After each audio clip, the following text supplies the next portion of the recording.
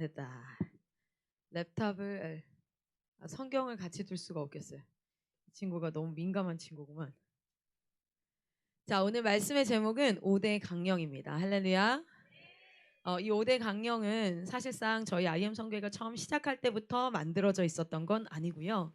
저희 선교회를 하나님께서 공동체로 모으시고 그리고 나서 한국에서 사역을 하다가 하나님이 하시고 싶은 일들을 감당하다가 하나님이 너희가 이제 필리핀을 가야겠어 하고 필리핀을 갔어요. 그리고 그 필리핀에서 저희가 지금까지 삶으로 행동으로만 해오던 것, 그래서 막 글로 말로 정리는 안 돼 있었어요. 글로 말로 정리되지 않았던 것, 그러나 삶에서 삶의 원리들 이런 것들 했던 것들을 하나님이 하나는 트리플 스쿨이라는 이름으로, 저희가 트리플 스쿨이라는 이름으로 가르치지 않았는데 실제로 가르치고 있었거든요. 그런데 그렇게 했던 것을 정리해서 나오게 됐고요. 그리고 나서 또 우리는 하나님께서 우리에게 이것을 아주 강력하게 명령하고 계셔. IM 선교회는 어떤 곳입니까? 라는 질문을 하면 여러분은 5대 강령을 설명할 수 있으면 돼요. 할렐루야. 이 IM 선교회는 이 5가지 하나님의 강력한 명령을 수행하는 공동체입니다. 아멘. 여러분, 강령이라는 뜻은요, 강력하게 명령한다라는 뜻이에요. 그래서 이거는 명령입니다. 명령. 그래서 어떤 공동체에 가면 우리의 강령은 이건 뭐냐면, 우리가 존재하는 이유는, 하나님께서 우리를 굳이 모아주신 이유는 이것을 위함입니다 라고 말할 수 있어요. 그래서 IM 5대 강령을 매일 아침마다 여러분 외우시죠. 오늘은 그 첫 번째 IM 5대 강령 5 프린시플 중에 첫 번째를 한번 보도록 하겠습니다. 다 외우고 계시죠? 우리 함께 외워봅시다. 시작. 하나, IM 한국은 개혁주의 정신을 따라 개혁주의 5대 표어를 우리의 신조로 한다. 오직 말씀, 오직 은혜, 오직 그리스도, 오직 믿음, 오직 하나님께 영광. 저도 사실 잘 못 외울 때가 있거든요. 왜냐하면 전 주기도문도 좀 헷갈릴 때가 있어요. 순서가, 여러분 안 그런가요? 여러분 다 똑똑해서 잘 안 헷갈리죠? 저는 항상 그 사도신경 할 때 그 몸의 부활이 먼저인지 막 이런 것도 되게 헷갈려가지고 앞에 나오면 외우고 있음에도 불구하고 반드시 읽어요. 왜냐면 내가 앞에서 마이크 잡고 실수하면 많은 사람들이 혼란에 빠지시거든요. 다들. 제가 암기를 잘 못해서. 자, we hold to the five solas of Reformation as our doctrinal 그리고 standard according to the Reformed faith. 뭐예요? Sola Scriptura, Sola Gratia, Sola Christus, Sola Fide, Soli Deo Gloria.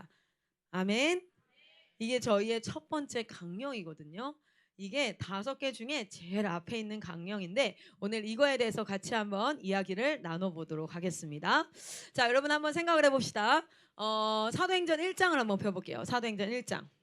제가 기도할 때 아까 그 문구를 읽었었는데 사도행전 1장 1절에서부터 11절까지 같이 한번 읽어볼 거예요. 사도행전 1장 행이야 행. 사도행전 1장 사를 찾으면 안 돼. 너네 잘못하면 이사야가 있다. 사도행전. 근데 전 이거 진짜 말해줬으면 좋겠어요. 왜냐면 제가 처음 교회 다녔을 때 이걸 몰라가지고 말씀을 못 찾는데 다 잘 찾으니까 좀 부끄럽더라고요. 그렇죠? 여기는 그런 애들 없죠. 다 모태신앙이고 이렇게 하니까. 근데 이제 저는 중간에 예수님을 믿었으니까 이게 왜 얘는 행이야? 뭐 이런 것들이 있어. 도도 아니고 차라리 도든지 뭐 이렇게. 의아했어요. 순서대로 가야 될 거 아니야. 나름의 법칙이 있어야 될 거 아니야. 뭐 이렇게. 자, 사도행전 1장 1절에서부터 11절. 행이에요. 행. 자, 같이 한번 읽겠습니다. 한 절은 제가, 한 절은 여러분이. 혹시 옆 사람이 정신을 안드로메다로 떠나보내는 것 같으면은 지금은 폭력을 허용할 테니까 때리세요. 이렇게 때려서라도 잡아놔야 되는 게 있잖아. 그리고 만약에 걔가 내가 때렸는데 기분 나빠하잖아. 그러면 저한테 손 드세요. 제가 때려줄 테니까. 분명 말씀드렸어요. 괜히 뭐 때렸는데 기분 나빠해. 그러면은 손을 번쩍 드세요. 그리고 걔랑은 한 일주일 얼굴 안 보는 걸로 생각하면 돼. 공동체에 살기 때문에 사람 많으니까 걔 없어도 뭐 걔랑 안 놀아도 다른 사람 놀 사람 많잖아요. 그죠? 그러니까 괜찮아요. 그러나 그가 오늘 말씀 듣는 것이 훨씬 더 유익함이에요. 그래서 그러는 거예요. 사도행전 1장 1절에서 11절입니다. 같이 한번 읽겠습니다. 제가 한 절, 여러분이 한 절 읽습니다. 시작. 난데 네, 그럴 줄 알고 시작했지. 난데 정신 차려라. 난데. 자, 시작하면 또 읽는 사람 있다. 저예요. 데오빌러여, 내가 먼저 쓴 글에는 무릇 예수께서 행하시며 가르치시기를 시작하신부터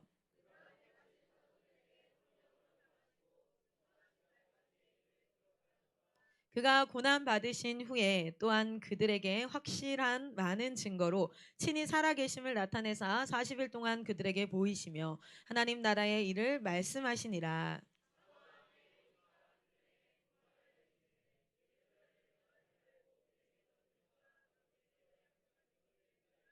요한은 물로 세례를 베풀었으나 너희는 몇 날이 못되어 성령으로 세례를 받으리라 하셨느니라.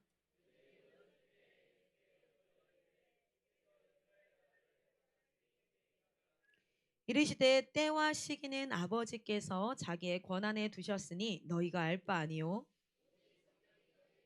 아멘.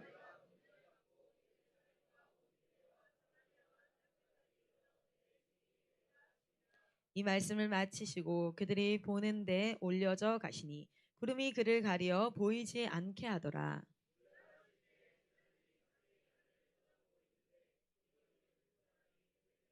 우리 같이 읽겠습니다. 이르되 갈릴리 사람들아 어찌하여 서서 하늘을 쳐다보느냐. 너희 가운데서 하늘로 올려지신 이 예수는 하늘로 가심을 본 그대로 오시리라 하였느니라. 아멘. 아멘.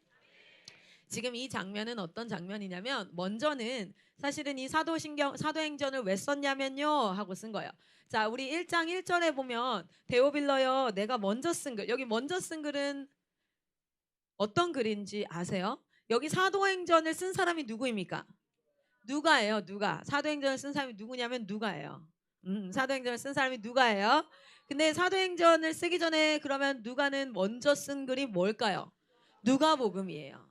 그래서 누가복음을 어떤 것을 썼냐면 예수님이 행하시고 가르치기 시작하신부터 그가 택하신 사도들에게 성령을 명하시고 승천하신 날까지의 일을 기록한 책이 뭐라고요? 누가복음이라는 거야. 데오빌로한테 썼던 책이에요. 글이에요. 그래서 그 사람에게 사실은 신학적으로 이 사람이 실제 존재했던 인물인지는 잘 모르겠어요. 그러나 분명한 것은 이 사람이 만약에 존재했다면 꽤나 고위급에 있는 사람이었을 거예요. 왜냐하면 여기는 데오빌로여라고 얘기하지만 사실 누가복음에는 데오빌로 각하 뭐 이런 표현도 있고요. 해서 보면 조금 높은 사람이지 않았을까라고 얘기를 합니다. 어쨌든 이 사람에게 무엇을 알려주고 싶었냐면 예수님이 태어나셔서 승천하시기까지 무슨 일을 했는지를 쭉 기록해 놓은 책이 뭐라고요? 누가복음이에요. 자, 그리고 나서 보면은 3절부터 그가 고난받으신 후에 또한 그들에게 확실한 많은 증거로 친히 살아계심을 나타내사. 자, 고난을 받았다는 건 무슨 사건을 얘기하는 거예요? 자, 고난받으신 후에 그들에게 확실한 증거, 확실한 많은 증거로 친히 살아계심을 나타냈대요. 얼마 동안? 40일 동안. 그러면요, 부활하고 나서 40일 동안 내가 지금 살아있어라는 것을 많이 증거해 줬다는 거예요. 왜? 안 믿을 테니까. 여러분 죽었다가 살아난 사람 봤어요? 죽었다가 살아난 사람 못 봤는데 지금 드라마에서는 어떤 일들이 일어나고 있냐면 계속해서 드라마 안에서 죽었다가 살아난 사람의 이야기가 영화에도 나오고 드라마에도 나오고 그런 게 나오고 있어요. 왜 그러냐면 서서히 계속해서 처음에는 완전 와 그런 SF 완전 판타지지 야 있을 수 없는 일이지 하고 받아들이지만 드라마에서 10년간 계속 방영하잖아요. 그럼 그게 진짜 있는 것 같다. 그리고 그게 생각이 진짜 그럴 수도 있지라고 되어져요. 결국에는 정면으로 성경을 위배하지 않아요. 그런데 슬금슬금 그런 생각들을 심어요. 무엇을 통해서? 드라마를 통해서, 웹툰을 통해서. 그냥 이건 상상의 자유잖아. 이거는 예술이잖아. 무엇든 상상할 수 있지라고 하지만 그 상상의 방향성이 어디로 가고 있냐면 성경을 위배하는 형태로 가고 있어요. 여러분 잘 보세요. 사실 오늘 역사를 한번 쭉 훑어볼 텐데 포스트 모더니즘 지금 나타나고 있는 이것이 집대성됐어요. 집대성되어진 이 현재의 문화는요. 성경과 정반대예요. 그래서 성경을 정면으로 죽방을 날리고 있어요. 그리고 수많은 그리스도인이 성경을 붙잡고 세상에 죽방을 쳐맞고 있어요. 막 이빨 터지고 막 볼따구 터지고 눈탱이 밤탱이 되고 기독교인들이 다 쳐맞고 있거든요. 그런데 그게 언제부터 시작하냐면 사실은 철학이 시작되었던 고대 철학의 첫 센텐스부터 시작이 되어져요. 거기서부터 이 포스트 모더니즘까지 쭉 끌고 와서 나중에는 결국에는 여자의 후손 그리스도의 자손들을 new breed 새로운 혈통. 누가 새로운 혈통이에요? 예수를 따르는 자. 할렐루야. 다 죄인의 혈통이야. 죄인의 혈통으로 다 우리는 무엇으로 태어나요? 죄인으로 태어나는데 우리가 예수를 믿음으로 말미암아 우리는 이제 누구 뒤에 서는 거야? 누구 혈통이 되는 거야? 예수님의 혈통이 돼서 새로운 혈통으로 우리가 들어가게 되는데 그 혈통을 죽여버리기 위해서 언제부터 시작하냐면 고대 철학부터 시작해서 오늘날까지 차근차근 쌓아와서 나중에는요 우리가 모르게 이것이 성경과 위배된다는 것도 모르게 여러분 처음에 딱 하면은 처음에 이렇게 하면 이상함을 느끼지만 계속 반복하면은 그것을 이상함을 느끼지 못하는 게 있어요. 우리 인간은 어떤 게 존재하죠? 역치라는 게 존재해요. 역치. 맞을겠네. 뭐 이렇게. 자 보세요. 보면은 슬금슬금해서 이 사람의 생각이 거기가 가득해지도록 하는 거거든요. 자, 이 얘기는 나중에 좀 이따 하고요. 잘 보면 우리가 딱 이제 예수님이 이 말씀에 보면 이제 예수님이 어떻게 했어요? 40일간 살아계심을 계속 나타내셨어요. 왜? 사람들이 그런 일이 있을 거라고는 상상할 수 없잖아요. 죽었다가 살아난 사람을 본 사람 손 한번 들어보세요. 쟤도 잔다. 죽었다가 살아난 사람 본 사람 한번 손 들어보세요. 없죠? 그리고 억울한 표정 짓지 마세요. 알겠죠? 그냥 잔 거야. 눈 감은 거야. 자, 죽었다가 살아난 사람 본 사람이 없어. 얘도 자. 눈 감았어. 아니 너도 몰랐지? 너도 깜짝 놀랐지? 너 눈 감고 있었다? 자, 그래서 계속 방해가 돼요. 여러분 진짜 눈 감으면 방해가 돼요. 아니면 눈두덩이에다가 눈을 그리든지 눈 감아도 떠 있는 것처럼. 아니 왜 이렇게 사람을 방해하는 거야 힘들게. 말씀을 전해야 되는데 지금 말씀을 못 전하고 있잖아요. 전 분명 전 제 앞에서 졸면 말씀 못 전해요. 그러니까 여러분이 제 말씀 듣고 싶으면 졸지 마요. 안 그러면 마이크 놓고 내려갈라니까. 여기 아니라도 말씀 전할 때 진짜 많아요. 오라는데 진짜 많거든요. 어디 막 내 말씀 좀 들어주세요 이러고 올라온 거 아니야. 그러니까 졸지 마요. 그리고 졸 거면 눈에다 그려. 안 그러면 내가 여기다가 그림 그린 것처럼 색깔 만들어 줄 테니까. 이해 안 돼요? 이해 시켜줘요? 누구 하나 나오면 이해 시켜줄 수 있는데. 근데 원래 아침이라서 조금 여러 가지 이야기 하면서 이렇게 하는 거예요. 에어컨 계속 틀어져 있죠? 왜냐면 진짜 졸려 지금은 상황이. 그래서 의지적으로 눈을 부릅 떠야 돼. 자, 어디까지 했는지 또 까먹었어요. 제발 졸지 마. 어쨌든 그래서 죽었다 살아남을 나타내셨어요. 하나님께서 말씀대로 부활하셨다는 거. 할렐루야. 우리 말씀에 보면 요한복음에 무슨 이야기가 나와요? 제가 지금 말씀 장절이 바로 기억이 안 나는데 요한복음 10장 정도 될 거예요. 나사로가 죽은 10장인가 11장에 나사로가 죽은 이야기가 나와요. 그리고 나사로가 죽었어. 그는 마리아와 마르다의 오빠예요. 나사로가 죽었는데 어떻게 하죠? 예수님이 바로 안 가요. 죽었다는 소식 듣고 바로 안 가고 다른 지역에 갔다가 이틀 3일 지나고 이 사람이 확실하게 죽을 때까지 떠나요. 그래서 3일장을 치르는 이유가 뭡니까? 혹시나 그 3일 안에는 사람이 살아날 수도 있다. 죽은 게 아닐 수도 있다. 왜냐하면 지금은 병원에서 심정지가 됐다는 걸 확인을 하죠. 어떻게 해요? 심장 이거 가지고 쿵쾅쿵쾅 하는 게 삐 확인을 하잖아요. 사망 시간이 아주 정확해. 그런데 옛날에는 삐 있었어요? 없었어요? 심장이 뛰는지 안 뛰는지 어떻게 해요? 숨 쉬는 거 한번 보고 귀 대보고 막 이래야 된단 말이야. 그런데 실제 질병 중에 무호흡증이라든지 호흡이 실제로 멈췄다가 잠들어서 무호흡증으로 한 1시간 이상 호흡이 없다가도 깨어날 수도 있고 그러니까 종종 있었어요. 깨어난 사람들이. 그래서 한 3일 정도를 눕혀놔. 진짜 죽었구나. 그러고 이제 이렇게 사람을 묻거나 이렇게 했단 말이에요. 왜냐면 바로 묻었다가 중간에 거기서 일어난 사람들도 있고 하는 그런 경험들에 의해서. 그런데 예수님이 나사로가 진짜 죽을 때까지 3일 동안 안 가. 완전 딱 죽었다 했을 때 그때 가면서 뭐라고 얘기해요? 그는 잔다 이래요. 내가 그를 깨우러 간다 이래요. 그때 사람이 무슨 정신 나간 소리야. 숨 끊어진 지 지금 3일이 지났는데.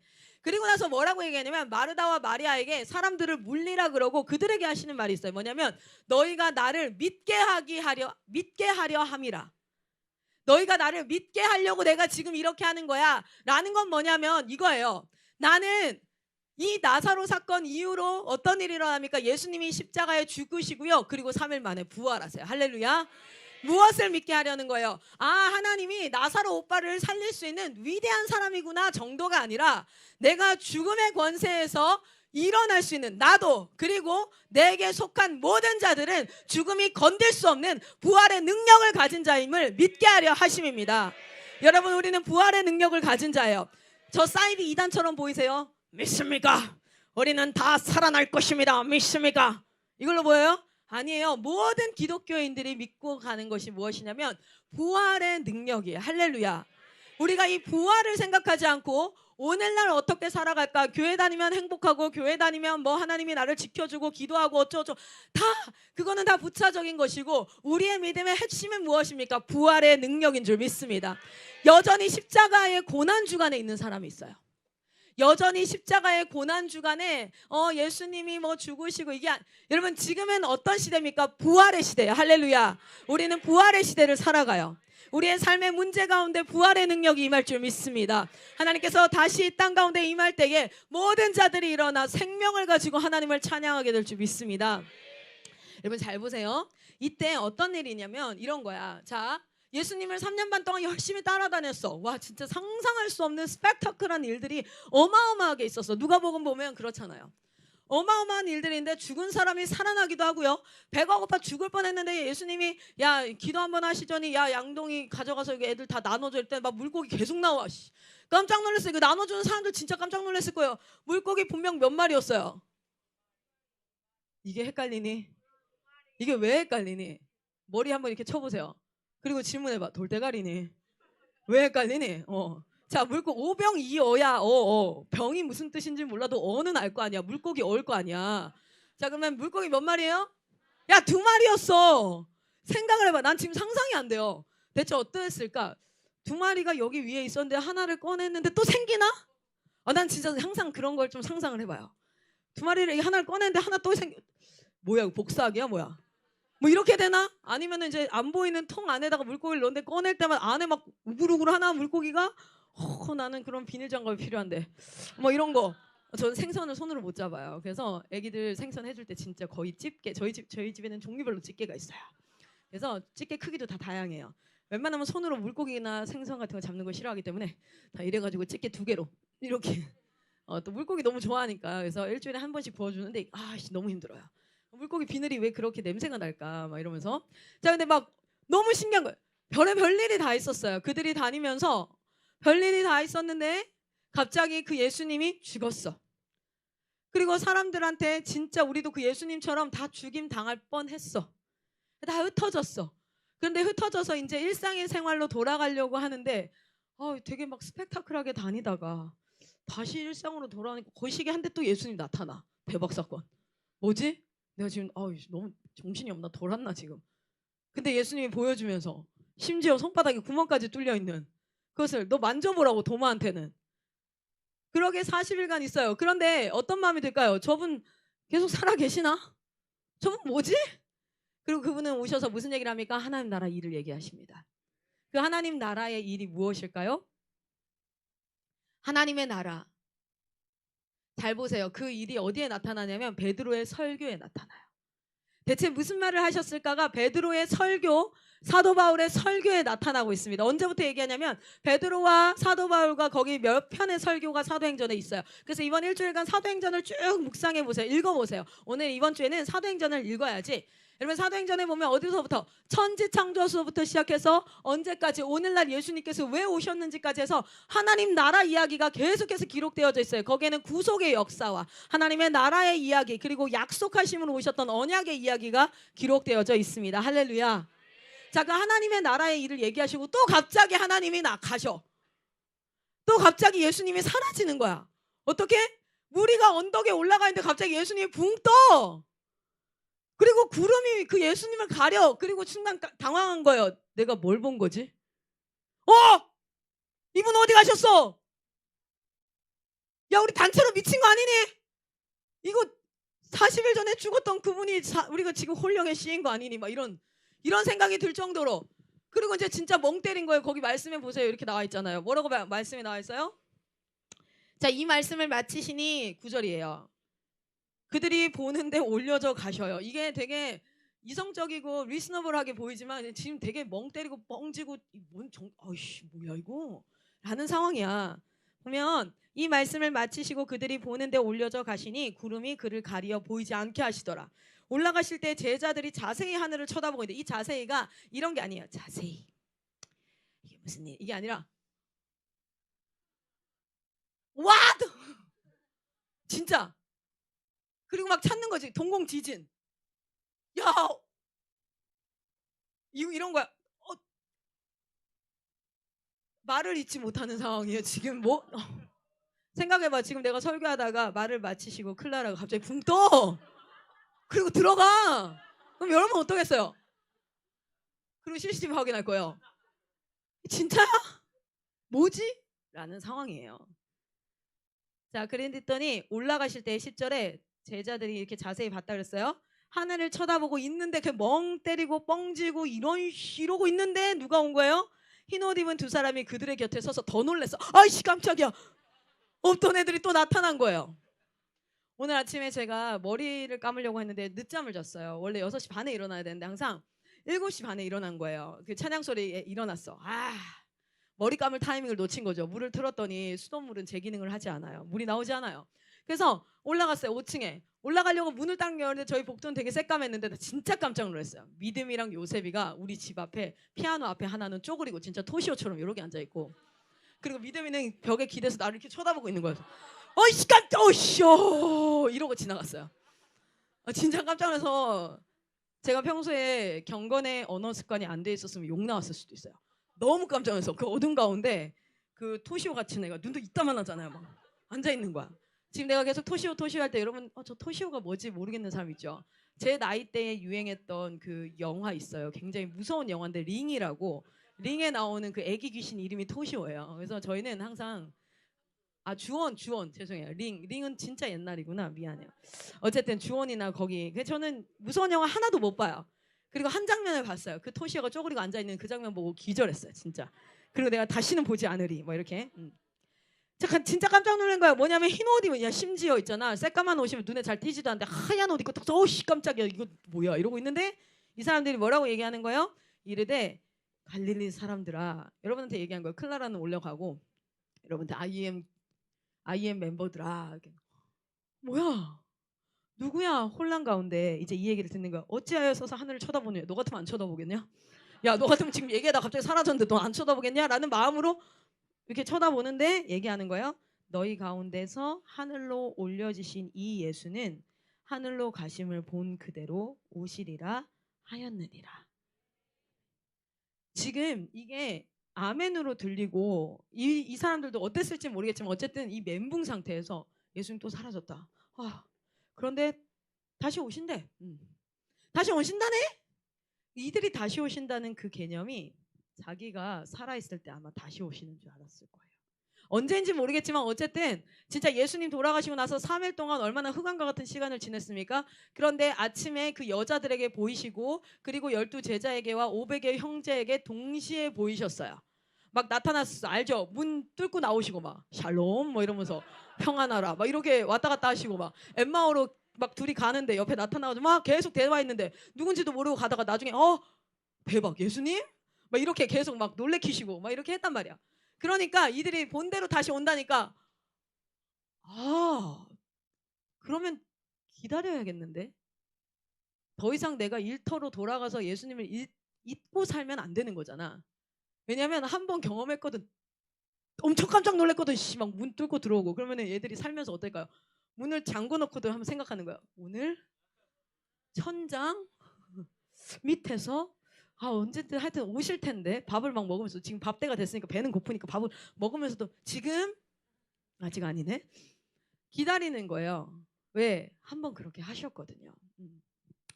그런데 이들이 무엇을 기억합니까? 이들이 예루살렘으로부터 돌아와서 무엇을 기억하냐면 가셨을 때 뭐라고 얘기했냐면 말씀을 마치시고 그들이 보는데 올라갔어. 대체 무슨 말씀을 하셨지요? 그 앞에 예수님이 하신 말씀이 있어요. 조금 비싼 성경을 산 사람은 빨간색으로 되어져 있어. 좀 싼 성경 산 사람은 다 시커먼데 글씨가 예수님이 말씀하신 게 빨간색으로 되어 있는 사람이 있다? 한번 봐봐요. 있죠? 자, 예수님이 이 말씀을 하셨어요. 2번 말씀을 하셨거든요. 자, 4절 5절이죠. 한번 볼까요? 4절 5절. 자, 4절 5절 같이 빨간 부분만 읽어볼게요. 그렇다고 내 성경 싼 거다 뭐 이렇게 하지 마시고 4절 5절에 전 일부러 좀 빨간색으로 된 걸 꼭 사요. 그래서 이 빨간색은 진짜 웬만하면 아니라 하여튼 좀 더 힘있게, 왜냐면 주님이 직접 이 땅 가운데 예수님이 오셔서 말씀하신 거니까 이건 무조건 들어야지. 야, 이거 안 들으면 안 되지. 그래서 일부러 성경 살 때 꼭 저는, 여러분은 성경 살 때 뭐를 확인하시는지 잘 모르겠어요. 저는 꼭 확인하는 게 두 가지 있어요. 하나는 빨간색 검은색 구분이 돼 있냐, 그거 진짜 꼭 확인해요. 그 두 번째는 그 성경과 비슷한 그 각주라고 하거든요. 그 말씀이 나온 그 부분이 기록돼 있는 거예요. 전 그걸 보는데, 자, 4장 1장 4절에서부터 5절까지 예루살렘을 떠나지 말고, 여기에요. 분부하여 이르시되, 여기서부터 빨간색만 읽어볼게요. 시작. 예루살렘을 떠나지 말고 내게서 들은 바 아버지께서 약속하신 것을 기다리라. 요한은 물로 세례를 베풀었으나 너희는 몇 날이 못되어 성령으로 세례를 받으리라. 아멘. 하나님이 이 말씀을 하시고 예수님이 떠나셨거든요. 그러니까 이제 뭐가 생각나는 거예요? 정신 차리고 보니까 흰 옷 입은 애들도 없고, 이런, 응? 보니까 이제 이 말씀이 기억나는 거예요. 하나님이 뭐 됐어요? 이거를 기다리라. 내가 너에게 약속한 거, 무엇을 기다리라? 성령을 기다리라. 그리고 두 번째 기억나는 말씀이 있어요. 두 번째 7절에서 8절까지 시작. 때와 시기는 아버지께서 자기의 권한에 두셨으니 너희가 알 바 아니요 오직 성령이 너희에게 임하시면 너희가 권능을 받고 예루살렘과 온 유대와 사마리아와 땅끝까지 이르러 내 증인이 되리라. 아멘. 아멘. 첫 번째 하나님 말씀하신 거는, 야, 성령 받아야 돼. 내가 너한테 약속해 준 거 있지? 그거 받아야 된다. 그거 받아야 돼. 그래서 이제 그들이 그때부터 뭐 하기 시작합니까? 약속한 거 주세요 하는 거야. 약속한 거 주세요. 그걸 받으면, 그리고 두 번째 하시면, 그걸 받으면 너희가 뭐가 되냐면, 내가 뭐가 될 거예요? 밑에 너희가 뭐가 될 거다? 나의 증인이 될 것이다. 증인이 된다는 건 무엇이냐면, 증인은 반드시 뭡니까? 증거하는 사람이에요. 내가 봤어요. 내가 그거 봤거든요. 라고 증거하는 사람이 누구입니까? 증인이에요. 너희는 누가 될 거냐면, 너희가 성령으로 말미암아 보고 듣고 깨닫고 느끼고 모든 것을 하게 될 거야. 그러니까 이제 뭐 할 거야? 그것을 외칠 수 있게 되어질 거야. 할렐루야. 너희는 뭐가 되어라? 너희는 이제 나의 증인이 되어라. 너희는 약속한 것을 기다리고 받아서 증인이 되어라. 그리고 예수님이 하신 약속은 아니지만 천사들을 통해서 하신 약속이 있어요. 어떤 약속이 있습니까? 너희가 본 그대로 뭐 할 것이다? 다시 올 거야. 자, 여러분 지금 생각을 해봐. 성경으로 보지 말고 너희가 지금 그런 일을 당했어. 자, 너희가 그런 일을 당했으면 이 무리가 어떻게 됐을까요? 이 무리가 이 얘기를 듣고 다 갑자기 바퀴벌레처럼 싹 흩어져가지고 각자의 일터로 돌아가서 열심히 살까요? 어떻게 될 것 같아요? 웅성웅성 지네끼리 얘기하면서 산을 내려가면서 금언하면서, 금언이야 조용히 해, 이러고 내려갔을 거예요? 아니잖아요. 그렇죠? 그들이 내려가면서 이제 처음에는 멘붕이 와서 아무 말도 못하고, 일단 갈까요? 우리가 산에서 평생 살 수는 없으니까 내려가 볼까요? 이게 무슨 일이죠 이게? 그러면서 베드로가 한마디 하는 거야. 다시 오신대잖아. 갈릴리로 가서 고기 잡고 이러지 말고 기다리자. 또 가는 거야. 또 가다가, 근데 또 뭐 부활의 증인 어쩌, 우리 어디로 가야 돼요 지금? 집으로 안 가면 어디로 가나 우리가? 그러면 우리가 그 약속한 것을 받을 수 있는, 좀 기다릴 수 있는 그런 데를 좀 마련을 해볼까? 좀 넓은 데가 있나? 우리가 다 들어갈 수 있는 공간이 있나? 라고 생각을 하고, 그런 데가 없지요. 뭐 들판으로 가야 되나? 들판으로 가는데 예수님도 없는데 우리가 먹고 살고 이게 되나? 어디로 가야 되나? 이제 막 12 제자들과 함께 수뇌부들이 나름 그 자리에서 그래도 리더급, 생각을 해봐. 니네가 지금 저기 어딘가에 강원도에 뚝 떨어졌어. 거기에 선생님이 없어서 클라라가 갑자기 하늘로 날아 올라갔어. 그리고 너희 무리가 여기 남은 거야. 한 20명이 남았어. 그럼 너희 20명 중에 이제 나이가 좀 있는 애들이 발언권을 가지기 시작하면서, 이거 내가 그래도 좀 책임을 져야 되는데 이거 어떻게 해야 되나? 이렇게 얘기가 시작될 거 아니에요. 그러니까 그 공동체가, 야, 근데 어쨌든 예수님이 뭐 하라 그랬어요? 약속한 것을 받아야 돼. 우리는 그것을 하나님을 간구해야 돼. 그리고 우리가 부활의 증인이고 뭐고 막 이런 걸 해야 될 거 아니야. 어떡하지? 뭐지 이거? 그래서 뭐 하냐면 약속한 것을 받을 수 있는 장소를 찾는 거야. 그래서 그 약속한 것을 받을 수 있는 장소가, 이 인원들이 그래도 좀 들어갈 수 있는 데를 찾았어요. 거기가 어디예요? 마가의 다락방. 그래서 가서 뭐 하는 거예요? 약속한 것을 받을 때까지 기다리는데 받는 방법이 아무것도 없어. 뭐 줄 사람이 눈앞에 있어가지고 쫄을 수 있는 게 아니잖아. 그래서 그들이 뭐 합니까? 하늘의 아버지께 기도하기 시작합니다. 어떻게 해요? 온 마음과 전심과 정성을 다. 왜냐면 다음 스텝이 없어 그들에게. 집으로 가기도 아니고 이거 아무것도 아니야. 이건 다음 스텝이 없어. 그래서 하나님 앞에 약속한 것을 기다려요. 그랬더니 며칠 만에, 여러분, 오순절이 임하면서, 그렇죠? 오순절이 임하면서 어떤 일이 일어나요? 성령이 불의 혀같이 임하는 사건이 일어나요. 할렐루야. 그것이 무엇입니까? 성령의 강림. 성령께서 임해요. 그리고 성령이 임하면서 어떤 일이 발생합니까? 그들이 각 나라의 언어로 말하기 시작합니다. 2장 한번 가볼게요. 상황을 한번 잘 보세요. 2장 1절에 이렇게 얘기해요. 오순절 날이 이미 이름에 그들이 다 같이 한 곳에 모였더니 호련히 하늘로부터 급하고 강한 바람 같은 소리가 있어 그들이 앉은 온 집에 가득하여 마치 불의 혀처럼 갈라지는 것들이 그들에게 보여 각 사람 위에 하나씩 임하여 있더니 그들이 다 성령의 충만함을 받고 드디어 하나님께서 약속하신 것을 받아요. 그리고 성령이 말하게 하심을 따라 이제는 뭐예요? 각기 다른 언어들로 말하기 시작하니라. 아멘. 이제는 무엇을 말하기 시작하는 거예요? 성령이 말하게 하심을 따라서 말하기 시작하는 거예요. 그리고 그때 경건한 유대인들이 전국 각지에서 예루살렘으로 몰려들고 있는데 엄청 여러분 생각을 해보세요. 한 120명이 계속 막 기도를 하고 있어. 그러면은 이 주변의 사람들이 그 소리를 들어요? 못 들어요?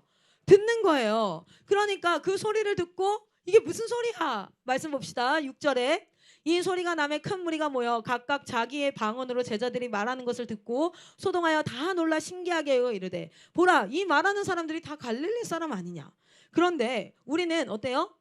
우리가 우리 각 사람이 난 곳 방언으로 듣게 되는 것이 어찌 됨이냐. 우리는 바데인과 메데인과 엘람인과 또 메소포타미아 유대와 갑바도기아 본도와 아시아 부르기아와 밤빌리아 애국과 하여튼 겁내 많은 나라. 왜 이렇게 많지? 막 리비아도 나오죠. 그러니까 이 사람들은 어떤 사람이면 여러분 지도 머리에 기억나세요? 지도 기억나세요? 여기 애굽 나오고 여기 이렇게 나오고 뭐 지도 기억나세요? 보면은 여기에 뭐가 있어요? 예루살렘이 있어요. 예루살렘인데 밑에서도 올라와. 어디에서? 아프리카에서 올라와. 이거 아프리카 반도예요. 아프리카예요. 아프리카에서도 올라오죠. 지중해에서도 올라오죠. 유럽, 북유럽에서도 내려오죠. 전체에서 모여든단 말이야. 언어가 프랑스 사람, 스위스 사람, 독일 사람, 아프리카, 리비아 사람, 뭐 별 사람들 다 와. 언어가 다 달라. 그런데 우리가 이걸 다 알아듣겠어. 각 나라의 말로 지금 뭐 하고 있어요? 성령이 말하게 하심으로 계속 말하는 거예요. 쟤들 지금 뭐라는 거야? 내가 지금 알아듣겠는데? 이렇게 얘기하고 무슨 일이 일어납니까? 14절에 베드로가 11 사도와 함께 서서 소리를 높여 이르되 유대인들과 예루살렘에 사는 모든 사람들아 이 일을 너희로 알게 할 것이니 내 말에 귀를 기울이라. 이렇게 하고 설교가 시작됩니다. 15절의 상황을 설명해요. 때가 제3시니 너희 생각과 같이 이 사람들이 취한 것이 아니라 이는 곧 선지자 요엘을 통하여 말씀하신 것이 이른 것이다. 뭐예요? 성령이 임하여서. 우리는 어떤 일이 일어났습니까? 하나님이 말씀하시기를 말세에 내가 내 영을 모든 육체에게 부어주리니 너희의 자녀들은 예언할 것이요 너희의 젊은이들은 환상을 보고 너희의 늙은이들은 꿈을 꾸리라. 그리고 나서 뭐예요? 그때 내가 내 영을 내 남종과 여종들에게 부어주리니 그들이 예언할 것이다. 여기서 예언한다는 것은 너는 누구랑 결혼하겠구나. 너 여기는 어떤 애랑 결혼한다. 이런 거 아니라고. 뭐냐면 하나님 나라에 일어날 일들을 말씀하시는 거예요. 할렐루야. 여기서 남종과 여종이라고 표현해요. 왜냐하면 앞에 뭡니까? 2장 4절에 그들이 다 성령의 충만함을 받아 성령이 말하게 하심을 따라 말하고 있거든요. 그래서 종이에요. 종. 이때부터 종이에요. 종. 여러분 저는 오늘 클라라가 말씀을 준비해서 내가 하고 싶은 말을 하고 있는 게 아니라 철저하게 무릎 꿇어 기도해야 돼. 선교사가 철저하게 무릎 꿇어 기도하며 하나님의 뜻을 아침마다 구해야 되는 것은 내가 성령이 말하게 하심을 따라 말하게 하여 주시옵소서. 제발 헛소리 찍찍하고 다니지 말라고요. 자기 말 자기 생각 이 상황에서는 이렇게 얘기해야 될 것 같고 저 상황에는 저렇게 얘기해야 될 것 같아서 말하는 게 아니라 성령이 말하게 하심을 쫓아 말하는 자. 할렐루야. 여러분 매일 아침마다 우리는 예배로 시작해야 될 줄 믿습니다.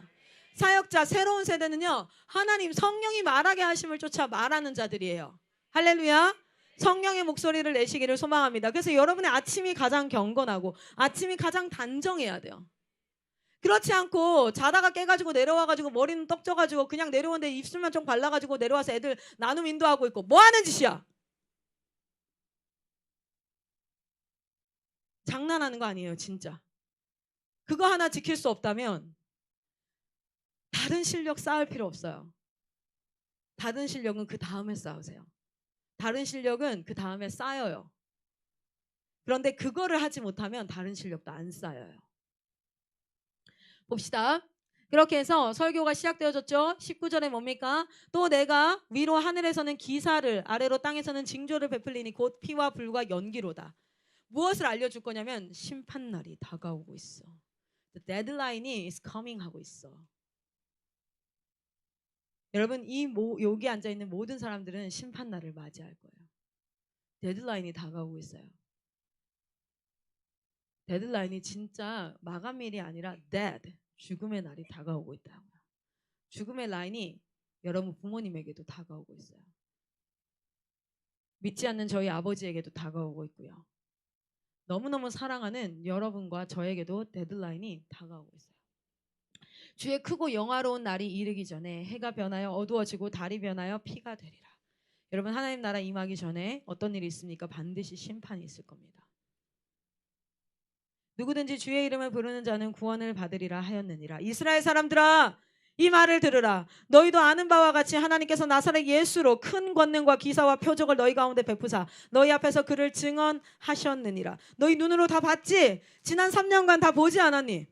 그가 하나님께서 정하신 뜻과 미리 아신 대로 내어준 바 되었거늘 너희가 법 없는 자들의 손을 빌려 못 박아 죽였으나 하나님께서 그를 사망의 고통에서 풀어 살리셨으니 이는 그가 사망에 매여 있을 수 없음이라. 아멘. 쭉쭉쭉쭉쭉 베드로가 설교한단 말이에요. 그 설교하고 나서 어떤 일이 일어납니까? 우리가 어떻게 해야 됩니까? 라는 말이 나와요. 그리고 나서 뭐라고 얘기합니까? 너희는 회개하고 각각 예수 그리스도의 이름으로 세례를 받고 죄사함을 받으라. 그리하면 너희 자녀와 모든 먼데 사는 사람 곧 하나님이 얼마든지 부르시는 자들에게 하신 것 같이 너희도 어떻게 되어지리라? 구원 받으리라. 베드로가 성령으로 말미암아 말하게 하심을 쫓아 말한 거예요. 베드로가 똑똑해서 베드로가 말씀을 많이 알아서가 아니라 성령께서 진짜 이 땅 가운데 하시고 싶은 말이 무엇이었을까? 자, 어쨌든 이러한 일들이 일어났어요. 예수님 승천하시고 나서 이 공동체가 세 가지 약속을 받아요. 성령을 받아라. 그리고 너희는 그거로 말미암아 부활의 증인이 될 거야. 내가 다시 살아나서 이 땅에서 이 사람들을 구원할 수 있다는 것을 사람들이 몰라. 그러니까 너희는 가서 그 사람들에게 증인이 되어야 돼. 이렇습니다. 증인이 돼. 근데 그 증인은 누가 되는 거예요? 성령으로 말미암아 성령 충만 받은 자. 할렐루야. 지금 여러분 이렇게 착각하시면 안 돼요. 나는 성령을 받지 않았어. 난 깨달아지 않았어. 여러분 잘 보세요. 말씀이 깨달아지는 것이 성령의 역사예요.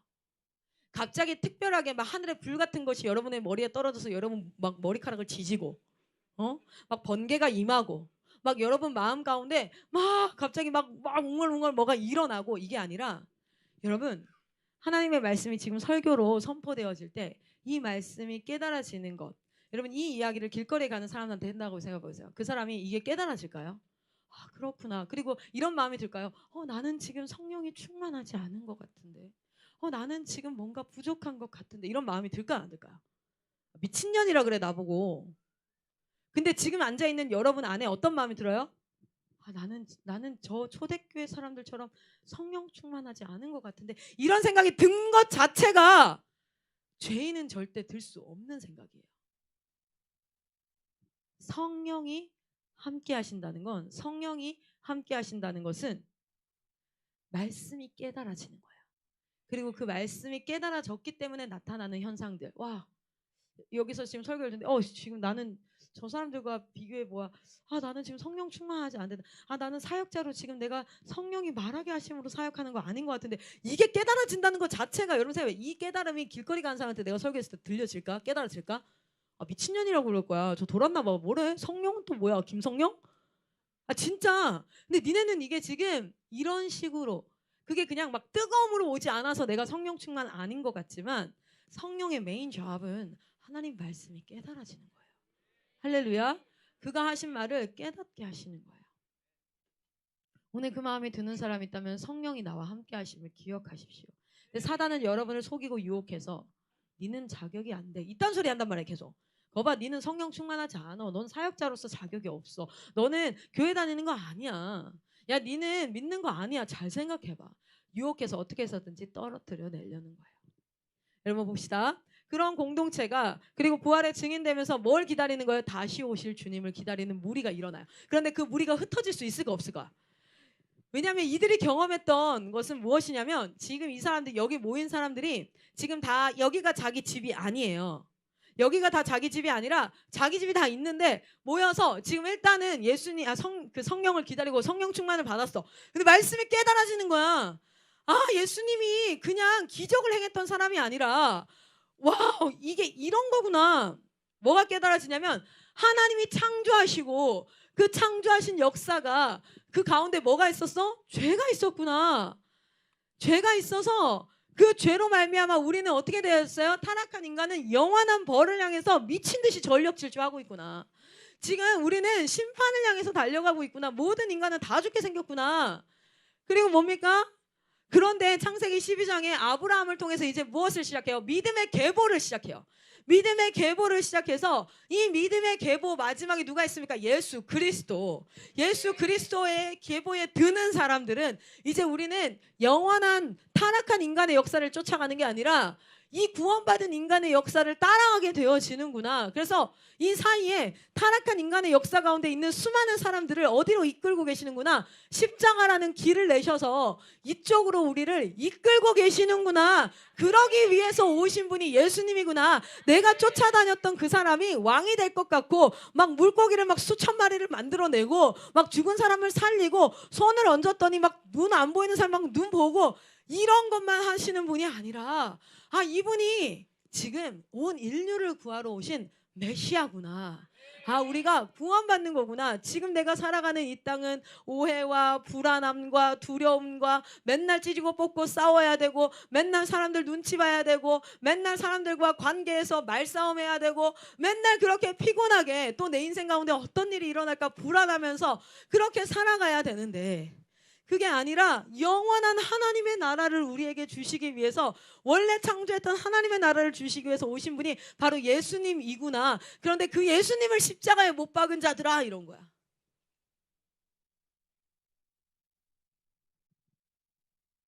그러니까 그 베드로가 설교하는 그 자리에 누가 임해요? 성령께서 임하시니 그 자리에 듣고 있던 자들도 눈이 열리는 거예요. 그러네, 내가 그 예수님을 십자가에 못 박자고 소리를 질렀네. 이 소리가 하나님 앞에 들렸으면 어쩌지? 와, 대박 사건. 이거 어떻게 해야 되지? 어떻게 해야 돼요? 그랬더니 너희는 회개하고 예수 그리스도의 이름으로 세례를 받고 그렇게 해라. 너희는 구원을 받을 거야. 아멘. 그럼 제가 당연히 그렇게 해야죠. 그러면서 여러분 봐봐요. 원래는 120명 무리가 있었어. 거기에 성령이 임했어요. 그런데 3,000명이 어떻게 됐어요? 회심하고 돌아왔어. 무슨 얘기를 들은 거예요? 성령을 간구하고 그로 말미암아 너희는 온 땅의 증인이 될 거고 주님 다시 오신다. 이 사람들 집에 갈 수 있어 없어? 대박 사건. 이거 지금 집에 갈 게 아니라 예수님을 기다려야 되는 거냐. 언제 올지 모르니까. 지금에 대해서야 우리는 2000년 동안 안 오셨으니까 느긋하죠. 내일 올까 이게 아니라 여러분 이 사람들 생각해요. 이 사람들은 예수님 죽고 나서 3일 만에 갑자기 나타나셨다니까. 40일 동안 같이 있다가 또 사라지셨다니까. 그러면 이제 어떤 상태예요? 곧 온다.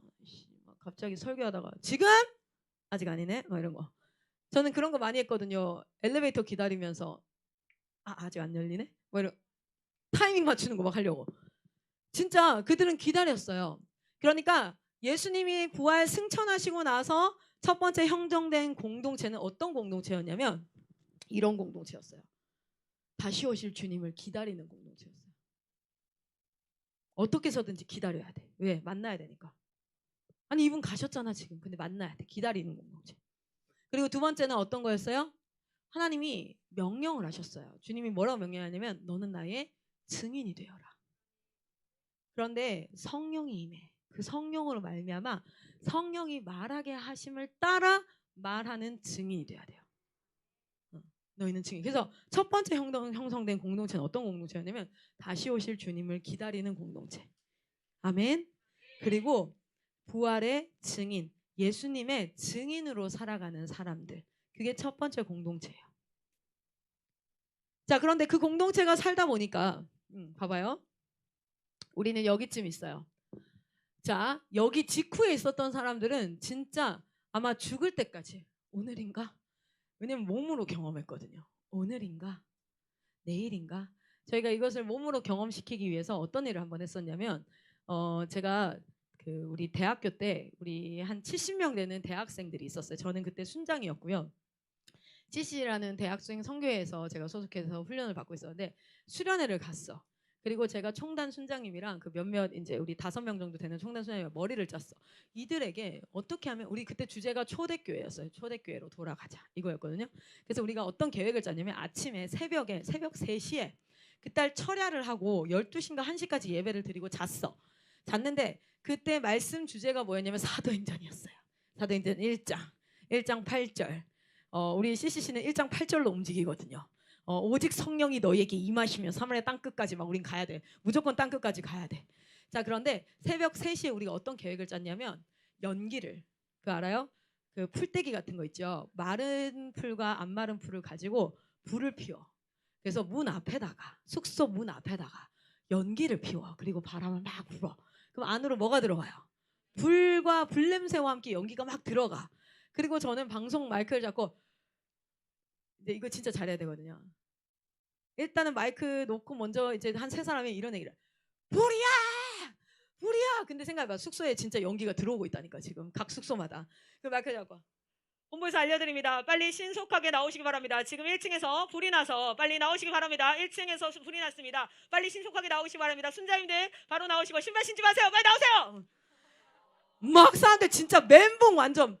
여러분 그때 70명 정도가 불냄새 나죠. 그리고 이제 사람들 나올 때 이제 연기 옆에다가 치우고 우리는 막 빨리 나오세요. 막 우리가 불낸 거 아니잖아. 아닌 것처럼 빨리 나오세요. 야 빨리 치지 마, 밀지 마. 야 챙기지 마. 아무것도 챙기지 마. 빨리 나와. 빨리 먼저 나와야 돼. 막 사람들 막 진짜 완전 아비규환 넘어지고 깨지고 그때 막 피나고 장난 아니었어요. 그거를 다 감수하고 막 다 나왔는데 얘들이 다 나와서 당황했어. 너무 괜찮은 거야. 돌아봤는데 거기 우리 이제 총단들과 함께 제가 그때 이제 대표 순장으로 있었는데 뭐하니?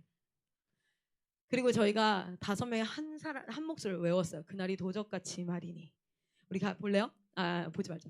그날이 도적같이 말이니 뭐 그 말씀 있어요. 베드로후서 3장 말씀이거든요. 그걸 딱 외웠어. 여기 있는 순장님들 다 멘붕. 그리고 그때부터 설교가 시작됐어요. 제가 그때 대학교 3학년이었는데 하나님 나라가 이렇게 임하는 거라고. 여러분 기다리고 계시냐고. 우리가 말로는 손 들고 찬양하고 쌩 난리를 치는데 당연히 내일이 올 것처럼 잠들지 않냐고. 여러분 하나님 나라가 오늘 이 시간 임했을 때 여러분 뭐 챙길 게 있겠더냐고. 막 이러면서 막 설교를 했어. 그 자리에 새벽 3시에 같이 울고 막 기도하고 난리 났어요. 새벽 5시까지 막 기도하고. 그런데 그 경험이 있었던 그 사람들은요. 그 다음날 밤에 잠을 못 자는 거야. 딱 누웠는데 다들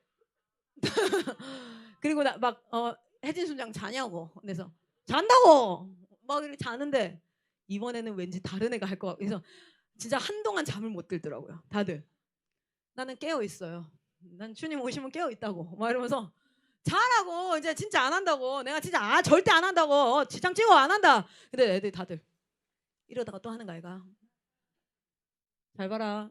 창문 열린 잘 봐라. 막 이러면서 막 이렇게 저희 그때 이제 간사님이 경상도 분이라서 저도 이제 경상도 말 쓰고 하니까 저희 막 사투리를 많이 썼는데 다들 그 다음 날 저희가 이제 3박 4일을 순장 수련을 해요. 근데 그 둘째 날 셋째 날을 잠을 이루지 못하더라고 다들. 오늘 또 한다. 야 어제 안 했으니까 오늘 진짜 할 수 있다. 딱 걸린다 오늘.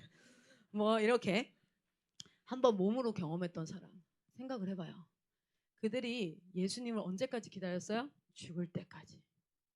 그리고 그 자기 자녀들에게도 뭘 얘기해요? 주님 다시 오신다고 했어.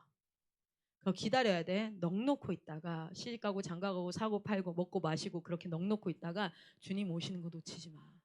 주님 다시 오신다 그랬어. 그리고 그때까지 뭐 해야 돼요? 이 사실을 알지 못하는 수많은 자들에게 부활의 증인으로 살라고 말씀하셨어. 우린 증인으로 살아야 돼. 그렇게 공동체가 하는데 어떤 일이 일어나냐면 보세요. 핍박의 시대가 열리기 시작해요. AD면 예수님이 승천하시고 난 뒤에 한 30년 정도라고 예상을 하거든요. AD 64년경에 큰 불이 나요. 지금은 소방 시스템이 있으니까 다 불을 끄면 되지만 그때는 불이 나면 잡을 수가 없을 만큼 걷잡을 수 없을 만큼 도시가 다 탈 정도로 큰 불이 나요. 그러면 조선시대도 그랬지만 큰 불이 나거나 자연재해가 있으면 왕이 부덕해서 그런 거야 라고 얘기를 하고 또는 그 책임자를 반드시 물어서 그 책임자를 징계해야지만 이 사람들의 원한이 풀리는 거예요. 그 네로 왕제도 어떤 일을 봅니까? 자기가 실제로 왕궁에 없을 때 또 일이 일어나. 그러니까 이거 네로 왕제 이거 똑바로 하니까 막 밀란이 일어날 것 같은 거야. 그래서 누군가를 지목을 해야 돼. 누가 이거 불낸 거야. 그래서 누구를 지목해요? 그리스도인을 지목하죠. 예수 믿는 사람들을 지목하죠. 그래서 그때부터 본격적인 핍박이 시작되어집니다. 실제로 사자들을 굶어서 어떻게 해요? 굶겨서 그리스도 예수 믿는 사람들 걷다가 잡아 넣기도 하고 막 별의별 핍박이 시작되어져서 이때부터 뭐 하기 시작해요? 지하교회가 생겨서 몰래 숨어서 예배를 드리기 시작해요. 자, 그러면 이 교회가 아이고 네, 보이세요? 요렇게 되어지는 거예요. 몇 년간 이게 지속되냐면 약 300년간. 약 300년간 이 일들이 지속되어집니다. 그러면서 그 공동체, 주님을 다시 오실 주님을 기다리는 공동체, 이제 이거에 대한 믿음이 확고하지 않은 사람들은 수많은 사람들이 배교해요. 떠나요. 내가 이렇게까지 교회에 다녀야 되냐? 야, 내가 이렇게까지 기다려야 되냐? 안 오네. 야, 온다 그러더니 안 오네. 아이씨, 나 몰라. 이러고 이제 그냥 가는 거야. 막 배교하고 떠나지만 어쨌든 성령께서 그들에게 믿음을 지키게 하는 자, 오늘날 우리와 같은 자, 할렐루야. 오늘날 우리와 같은 자들을 그곳에 모아주셔요. 그리고 그 핍박의 시대가 얼추 지납니다. 어떤 일이 일어나지 아세요?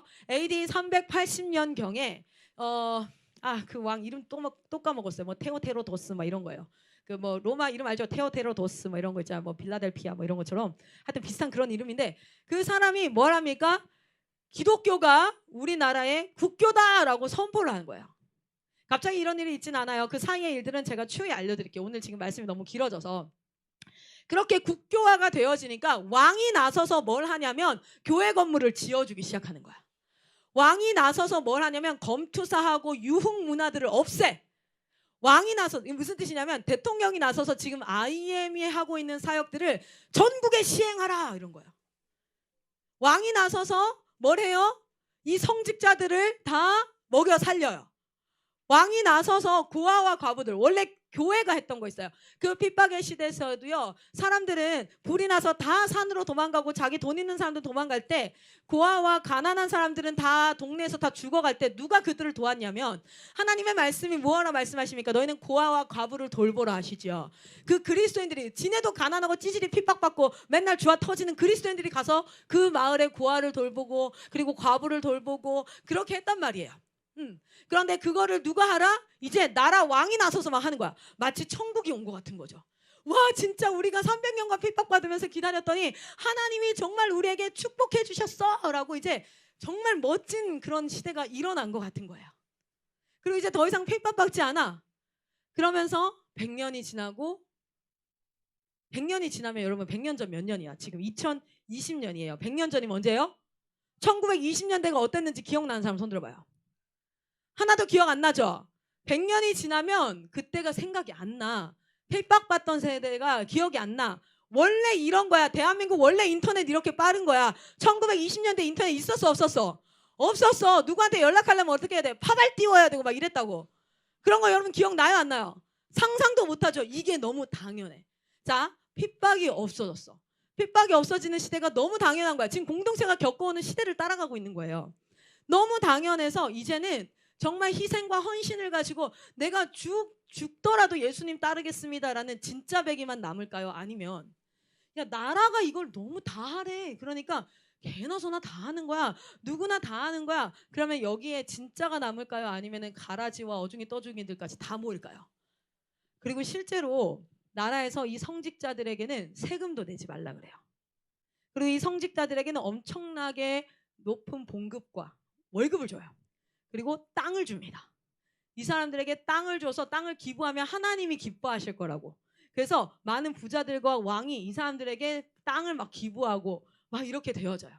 그러니까 부유층 자제들이 꿈이 뭐가 되냐면 성직자가 돼요. 사제가 되어져요. 사제가 되려고 하고 그러니까 이제 땅을 갖게 되고 부유해지고 하니까 뭐가 시작될까요? 부패가 시작되어지는 거예요. 타락하기 시작하는 거예요. 실제로 여기 칼타고 회의는 뭐냐면 우리 성경이 뭐가 된 거냐면 정경화돼. 27권의 성경을 정한 거예요. 자, 그래서 부패되어지는 이때가 뭐냐면 바로 천주교, 카톨릭이에요. 카톨릭. 원래 뭐로 시작합니까? 카톨릭이잖아요. 그렇죠? 자, 그리고 500년대 로마가 망해요. 로마는요. 문화와 나라와 기술, 이 국가와 나라와 기술 이것이 엄청나게 발전된 상태였어요. 그런데 누가 와서 이걸 멸망시킬까? 누가 와서 멸망시켜요? 게르만족이. 여기에는 독일군만 있는 게 아니라 스위스, 여기도 포함됐어요. 게르만 야만족이라고 해요. 근데 게르만족이 와서 이거를 파괴하고 로마를 먹어버렸어. 그런데 이 게르만족은 이런 문화와 문명을 이끌 수 있을 만큼 지도자들이 아니에요. 그래서 이거 다 말아먹어요. 다 말아먹으니까 누가 나서서? 교황이 나서서 나라를 조금씩 다스리기 시작해. 뭐냐면 원래 다스리려고 했던 게 아니라 여기 막 분쟁이 났어. 나라와 나라끼리 분쟁이 났어. 그런데 그거를 누가 해결해 줄 사람이 없는 거야. 옛날에는 왕이 있었는데 황제가 없으니 누굴 찾아와? 높은 사람 찾아봤더니 교황이 있는 거야. 찾아갔어. 그것을 서서히 해결받기 시작하니까 뭐가 되어져요? 교황의 권위가 엄청 높아지기 시작해요. 결국에는 유럽의 모든 나라들이 교황 아래로 들어오기 시작합니다. 사람의 권력이 들어오고 부패하기 시작하죠. 그래서 이 캐톨릭이 원래 이 공동체는 어떤 공동체였어요? 원래 생겼던 공동체는 다시 오실 주님을 기다리는 공동체. 그리고 수많은 사람들에게 뭐예요? 증인되는 하나님이 누구시냐면, 예수님이 누구시냐면 이런 것들을 증거하는 공동체였는데, 그 공동체가 핍박을 받는 시대와 국교회가 되어서 로마에서 추앙받는 존재가 되면서 뭐가 되어졌냐면 부패하기 시작해요. 원래 그들의 사명을 잃어버려요.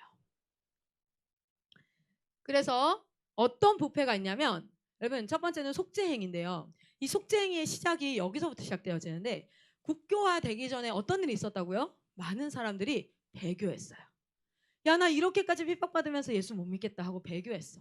그런데 그 배교하는 데는 진짜 믿음이 없어서 뭐야 깜짝 놀랐네 이렇게 간 사람도 있고, 진짜 예수님을 믿어 너무너무 사랑해. 그런데 내가 이걸 도저히 견딜 수가 없겠어.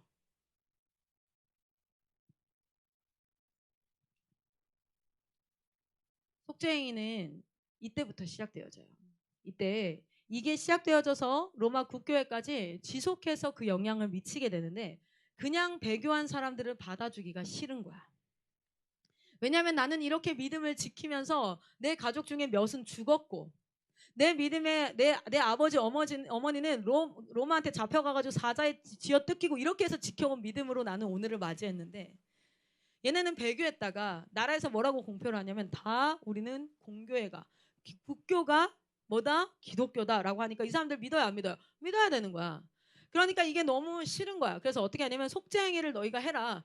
구원이 너희에게 임한다. 그러나 너희는 속죄행위를 해라. 너희 죄가 네가 잘못한 거는 네가 책임을 져야 되지 않겠냐. 아주 합리적이고 이성적인 생각을 해요. 하지만 성경에 근거하지 않은 생각이죠. 그리고 뭐합니까? 교회 예배당 앞에서 1년간 무릎 꿇고 있어.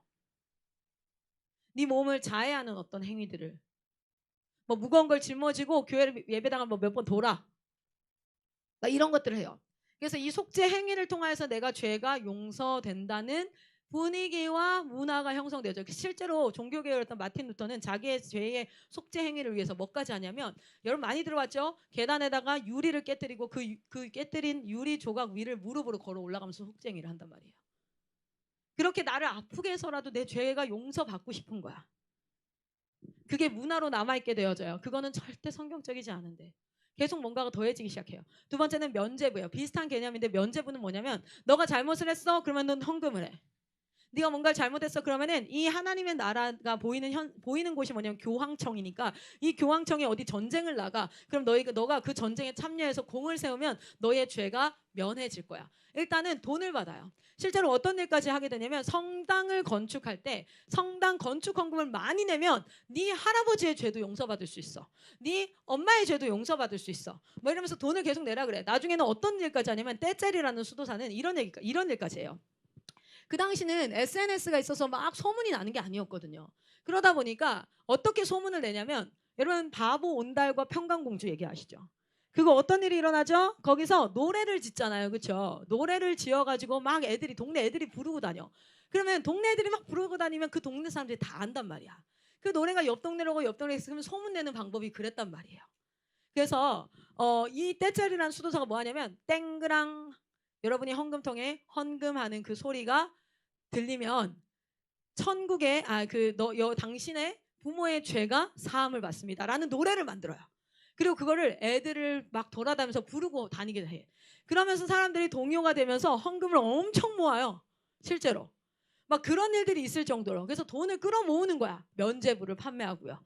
그리고 숭배사상은 이런 거야. 네 죄가 너무 크면, 생각을 해봐요. 여러분 클라라 쌤한테 오늘 쌤 우리 오늘 전 옛날에 제가 직제로 학교를 운영할 때 애들이 어떻게 하냐면 축구를 너무 하러 가고 싶어. 원래 근데 축구하러 가는 시간 아니야. 근데 오늘 축구를 너무 하러 가고 싶어. 그럼 애들이 어떻게 하냐면 그 학생들 중에 가장 클 쌤한테 그래도 덜 찍힌 애 있죠. 좀 말 잘 듣는 애. 그래서 얘가 하면 그래도 좀 괜찮을 거야 하는 애가 걔가 항상 배아람이었어요. 그러면은 그 배아람한테 가가지고 야 우리 이렇게 해. 그러면 아람이가 이제 와서 선교사님 저희가 이러 막 이렇게 얘기를 해. 또는 아람이가 안 되면 이렇게 전사형이라고 조금 귀여운 애가 있어요. 제가 되게 예뻐하던 친구가 있었어요. 그러면 걔한테 막 얘기를 해요. 형아들이 야 가서 네가 이거 좀 얘기해 주라고. 그럼 걔가 와서 선교사님 막 이렇게 얘기해. 인간은 본능적으로 자기가 하고자 하는 일을 이루기 위해서 누구에게 부탁을 해야 되지 찾는 거야. 이 숭배 사상이 뭐냐면요.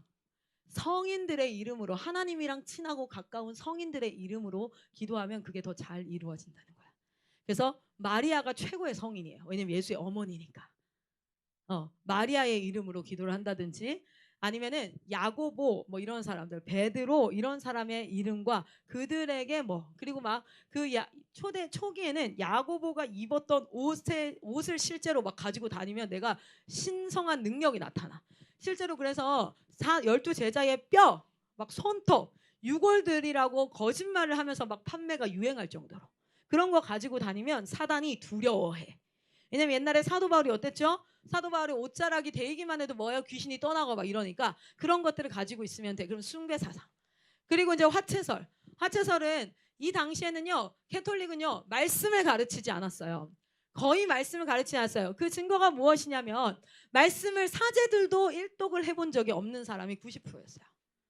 그리고 실제로 그 성경이 쓰여진 언어 자체가 불가타 성경이라고 해서 그 아랍어가 도저히 웬만큼 배울 수 없는 언어예요. 정말 똑똑한 사람들만 배울 수 있는 언어. 실제로 쓰는 언어로 성경이 번역되지 않았어요. 그걸 번역했다고 화용시켜 버렸으니까 막판에는. 그래서 이 화채서 이게 말씀을 가르치면 로마 가톨릭에서 이런 얘기도 하거든요. 군중은 무지해야지 통치하기가 쉽다. 이렇게 얘기할 정도로. 그래서 화채설은 뭐냐면 말씀을 선포하는 게 아니라 예배 시간은 다 무엇으로 이루어져 있냐면 성찬식으로 이루어져 있었어요. 그리고 그 성찬식에 참여하려면 일정 그 해야 될 일들이 있어. 성찬식이 뭡니까? 포도주를 나눠주면서 뭐라 그래요? 이것은 내 피다. 그리고 떡을 나눠주면서 뭐라 그래요? 이것은 내 몸이다. 그거를 계속하면서 예수님을 기억한다는 미명하래에 이걸 하는데 어떤 얘기를 하냐면 이 포도주를 나눠줄 때 교황이나 그것을 집도하는 사제가 기도하면 진짜 이건 예수님의 피가 되는 거야. 그리고 이 빵에다가 기도하면 실제 예수님의 살이 되는 거야. 이게 뭐냐면 교황의 권위를 엄청나게 높여서 교황을 신성시하기 시작해요. 그리고 마지막 연옥 사상은 따라합니다. 웨이팅 스테이션. 웨이팅 스테이션이라는 게 기다리는 곳이다라는 곳이거든요. 천국과 지옥으로 바로 가지 않는다. 진짜 착한 일을 하는 사람은 천국으로 다이렉트. 진짜 악한 일을 하는 사람은 지옥으로 다이렉트. 그런데 어정쩡한 사람들은 연옥이라는 곳에 있는다. 그래서 웨이팅 스테이션. 그래서 니네 할머니가 지금 웨이팅 스테이션에 있는데 네가 오늘 헌금을 많이 해. 그럼 너가 할머니 천국 간다? 진짜요. 이 웨이팅 스테이션 연옥 사상을 가르치는 거야. 이게 말씀에 맞습니까? 아니면 말씀에 위배되어져요?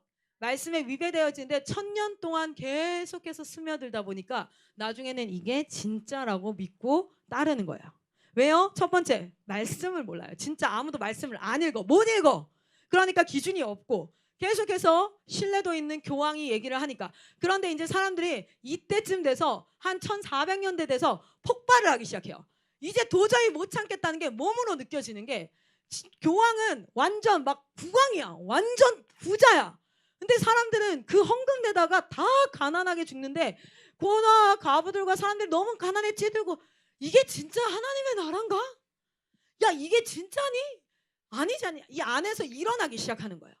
막 일어나기 시작하는데 그때 누가 나타나냐면 한 사람이 나타나요. 존 위클리프라는 사람이 이때 나타납니다. 존 위클리프는 사제였어요. 사제였는데 이 사람은요 불가타 성경을 읽을 수 있는 사람이었어요.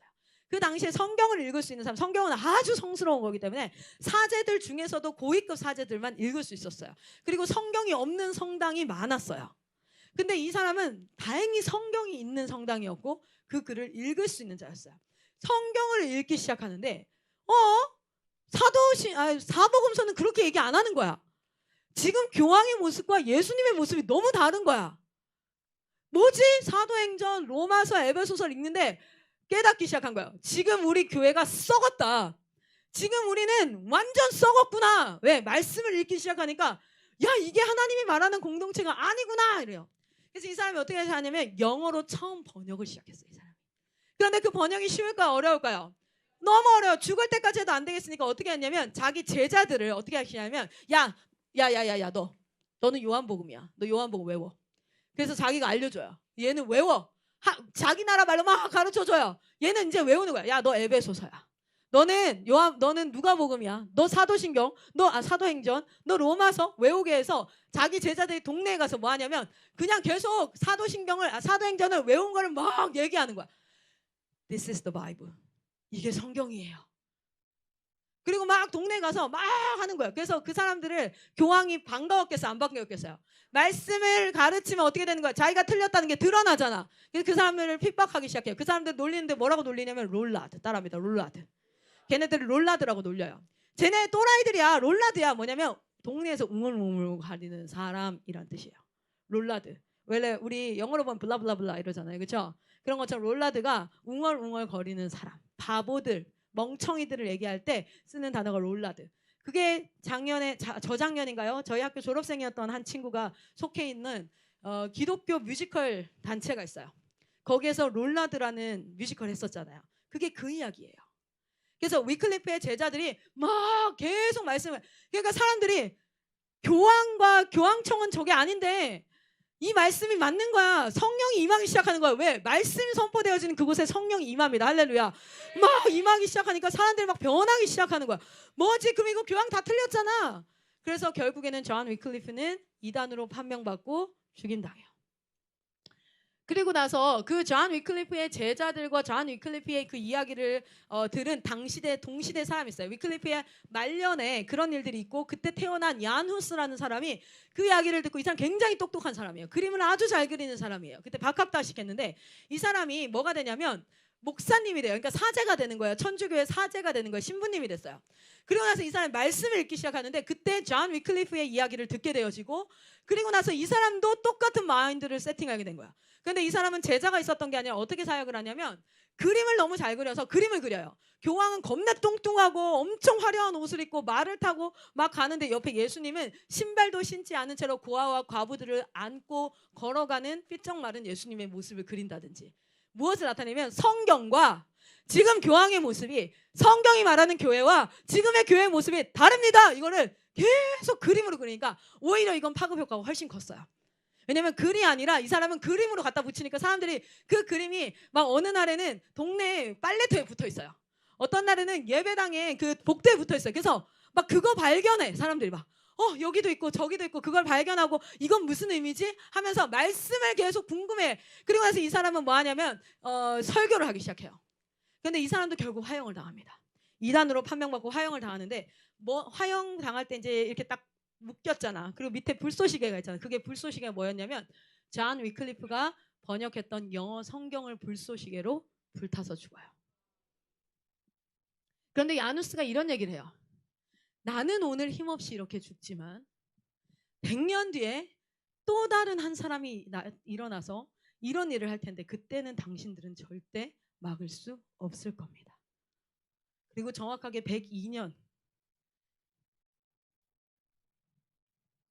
마틴 루터가 종교 개혁 반박문으로부터 시작해서 엄청난 전쟁이 시작되어져요. 딱 100년이었어요. 그런데 그 사이에 어떤 일이냐면 세계사 안에서, 세계 역사 안에서, 이건 종교사잖아요. 세계사 안에서 1445년에 구텐베르크가 뭘 발명하죠? 인쇄술을 발명해요. 인쇄술이 뭡니까? 손으로 쓰는 형태로 우리는 지금까지 인쇄를 했는데 이제는 뭐예요? 금속에다가 새겨서 그거를 종이에다가 먹물 묻혀서 팍팍팍팍 찍어내는 거 있죠? 그렇게 하니까 대량으로 인쇄가 가능해. 옛날에는 성경 한 권을 필사하는데 몇 년이 걸렸어요. 그런데 지금 일주일에 500권의 성경을 찍어낼 수 있게 된 거예요. 그 정도로 인쇄술이 이때 딱 터지고, 그리고 나서 누가 시작된 거야? 마틴 루터가 95개의 반박문을 붙여요. 그 반박문의 주된 내용은 뭐냐면 첫 번째, 이건 좀 기억하세요. 이거는 여러분 기억해야겠다. 반박문의 주된 내용이 이거였습니다. 첫 번째, 면죄부의 판매. 이것이 성경적인가 아닌가. 속죄행위나 면죄부, 이것이 성경적인가 아닌가? 이건 성경적이지 않다.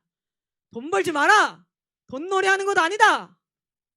두 번째는 뭐였냐면 모든 죄 사하는 권세는 하나님께 있다. 면죄부 안 된다. 두 번째, 죄 용서에 관한 권위가 교황에게 있지 않다. 그 뭐냐면 교황의 권위에 대해서 반박문을 보죠. 이거 알아요? 내 죄를 사하노라. 이건 교황이 할 수 있는 게 아니에요. 누가 해줘야 되는 게 아니에요. 예수 그리스도께서 성령으로 말미암아 우리에게 직접 행하세요. 할렐루야. 교황의 권위에 대해서. 세 번째, 교회의 진짜 참된 보석. 교회의 진짜 역할은 무엇인가? 지금까지 왔던 교회 진짜 역할은 어때요? 제가 처음에 계속 얘기했던 그거 뭐예요? 그 첫 공동체, 그 첫 무리가 이루어졌던 이유, 다시 오실 주님을 기다리는 것, 그리고 그 주님을 증거하는 것. 그것이 교회 공동체의 참된 보아인데, 그래서 이렇게 마지막에 씁니다. 교황은 베드로 성당을 팔아서라도 가난한 사람들을 구제해야 된다. 일단 난리가 난 거예요. 이제 전쟁이 터졌어요. 그래서 마틴 루터를 잡으려고 어떻게 했냐면, 근데 마틴 루터의 말에 사전에 종교개혁의 새벽종이라고 하거든요. 이 두 사람을. 아침에 종을 치는 사람. 시작됩니다. 이렇게. 이 사람들의 제자와 이 이야기를 듣고 있었던 수많은 사람들에 의해서 약 100년간 이미 수많은 군중들의 마음속에서는 불일 듯이 성령의 역사가 일어나기 시작해요. 그런데 그게 하나로 모여지지 않고 구석구석 자기네들끼리도 서로도 몰라. 그런데 이건 아니지 않냐? 야, 이건 아니지 않냐? 근데 그 너 에베소서 얘기 들어봤냐? 야, 어선 사람 와서 막 외치는데 나 진짜 전율했다. 하나님이 말씀하시는 것 같아서 막 너 그 그림 봤냐? 막 이렇게 마틴 루터를 잡질 못하는 거야, 교황이. 이게 불길같이 일어났는데 잡지 못하니까 어떻게 했냐면, 그 당시에 가장 똑똑한 신학자들과 마틴 루터를 사람들이 다 보는 앞에서 디베이트를 시켜요. 왜냐면 그렇게 하면 잡을 수 있을 거라고 생각했어. 근데 그렇게 하면 할수록 뭐가 되는 거예요? 오히려 마틴 루터의 교리와 마틴 루터의 생각이 강화되어지고 사람들은 그것을 더 따르게 되어져요. 수많은 사람들이 비방했지만 수많은 사람들은 더 따르게 되어지는 거예요. 마지막엔 결국엔 어떻게 하냐면 마틴 루터를 마지막으로 붙이고 나서 쟤 붙이는 게 목적이 아니야. 붙이고 집으로 돌아갈 때 잡아 죽여. 암살 계획을 사게. 그런데 그때 한 영주 중에, 한 성을 가지고 있던 영주 중에 하나님의 말씀에 감동되었던 한 사람이 그 마틴 루터를 암살단이 납치하기 전에 납치를 해버려요. 그래서 마틴 루터는 진짜 난 죽었다 생각했는데 보니까 자기가 가지고 있는 성 꼭대기에 이 사람을, 제가 정확히 기억이 안 나요. 한 10년간을 숨겨줍니다. 실제로. 그래서 그 성에서 마틴 루터가 직접 지었던 성경 찬송가가 있어요. 아세요? 한번 우리 그거 찾아서 불러볼까요? 내 주는 강한 성이요.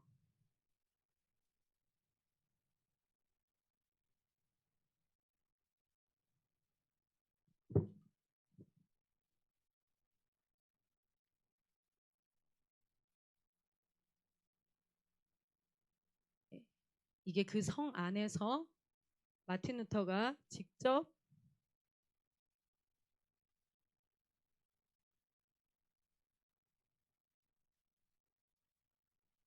그래서 여기 이렇게 써 있죠? 1529년 마틴 루터.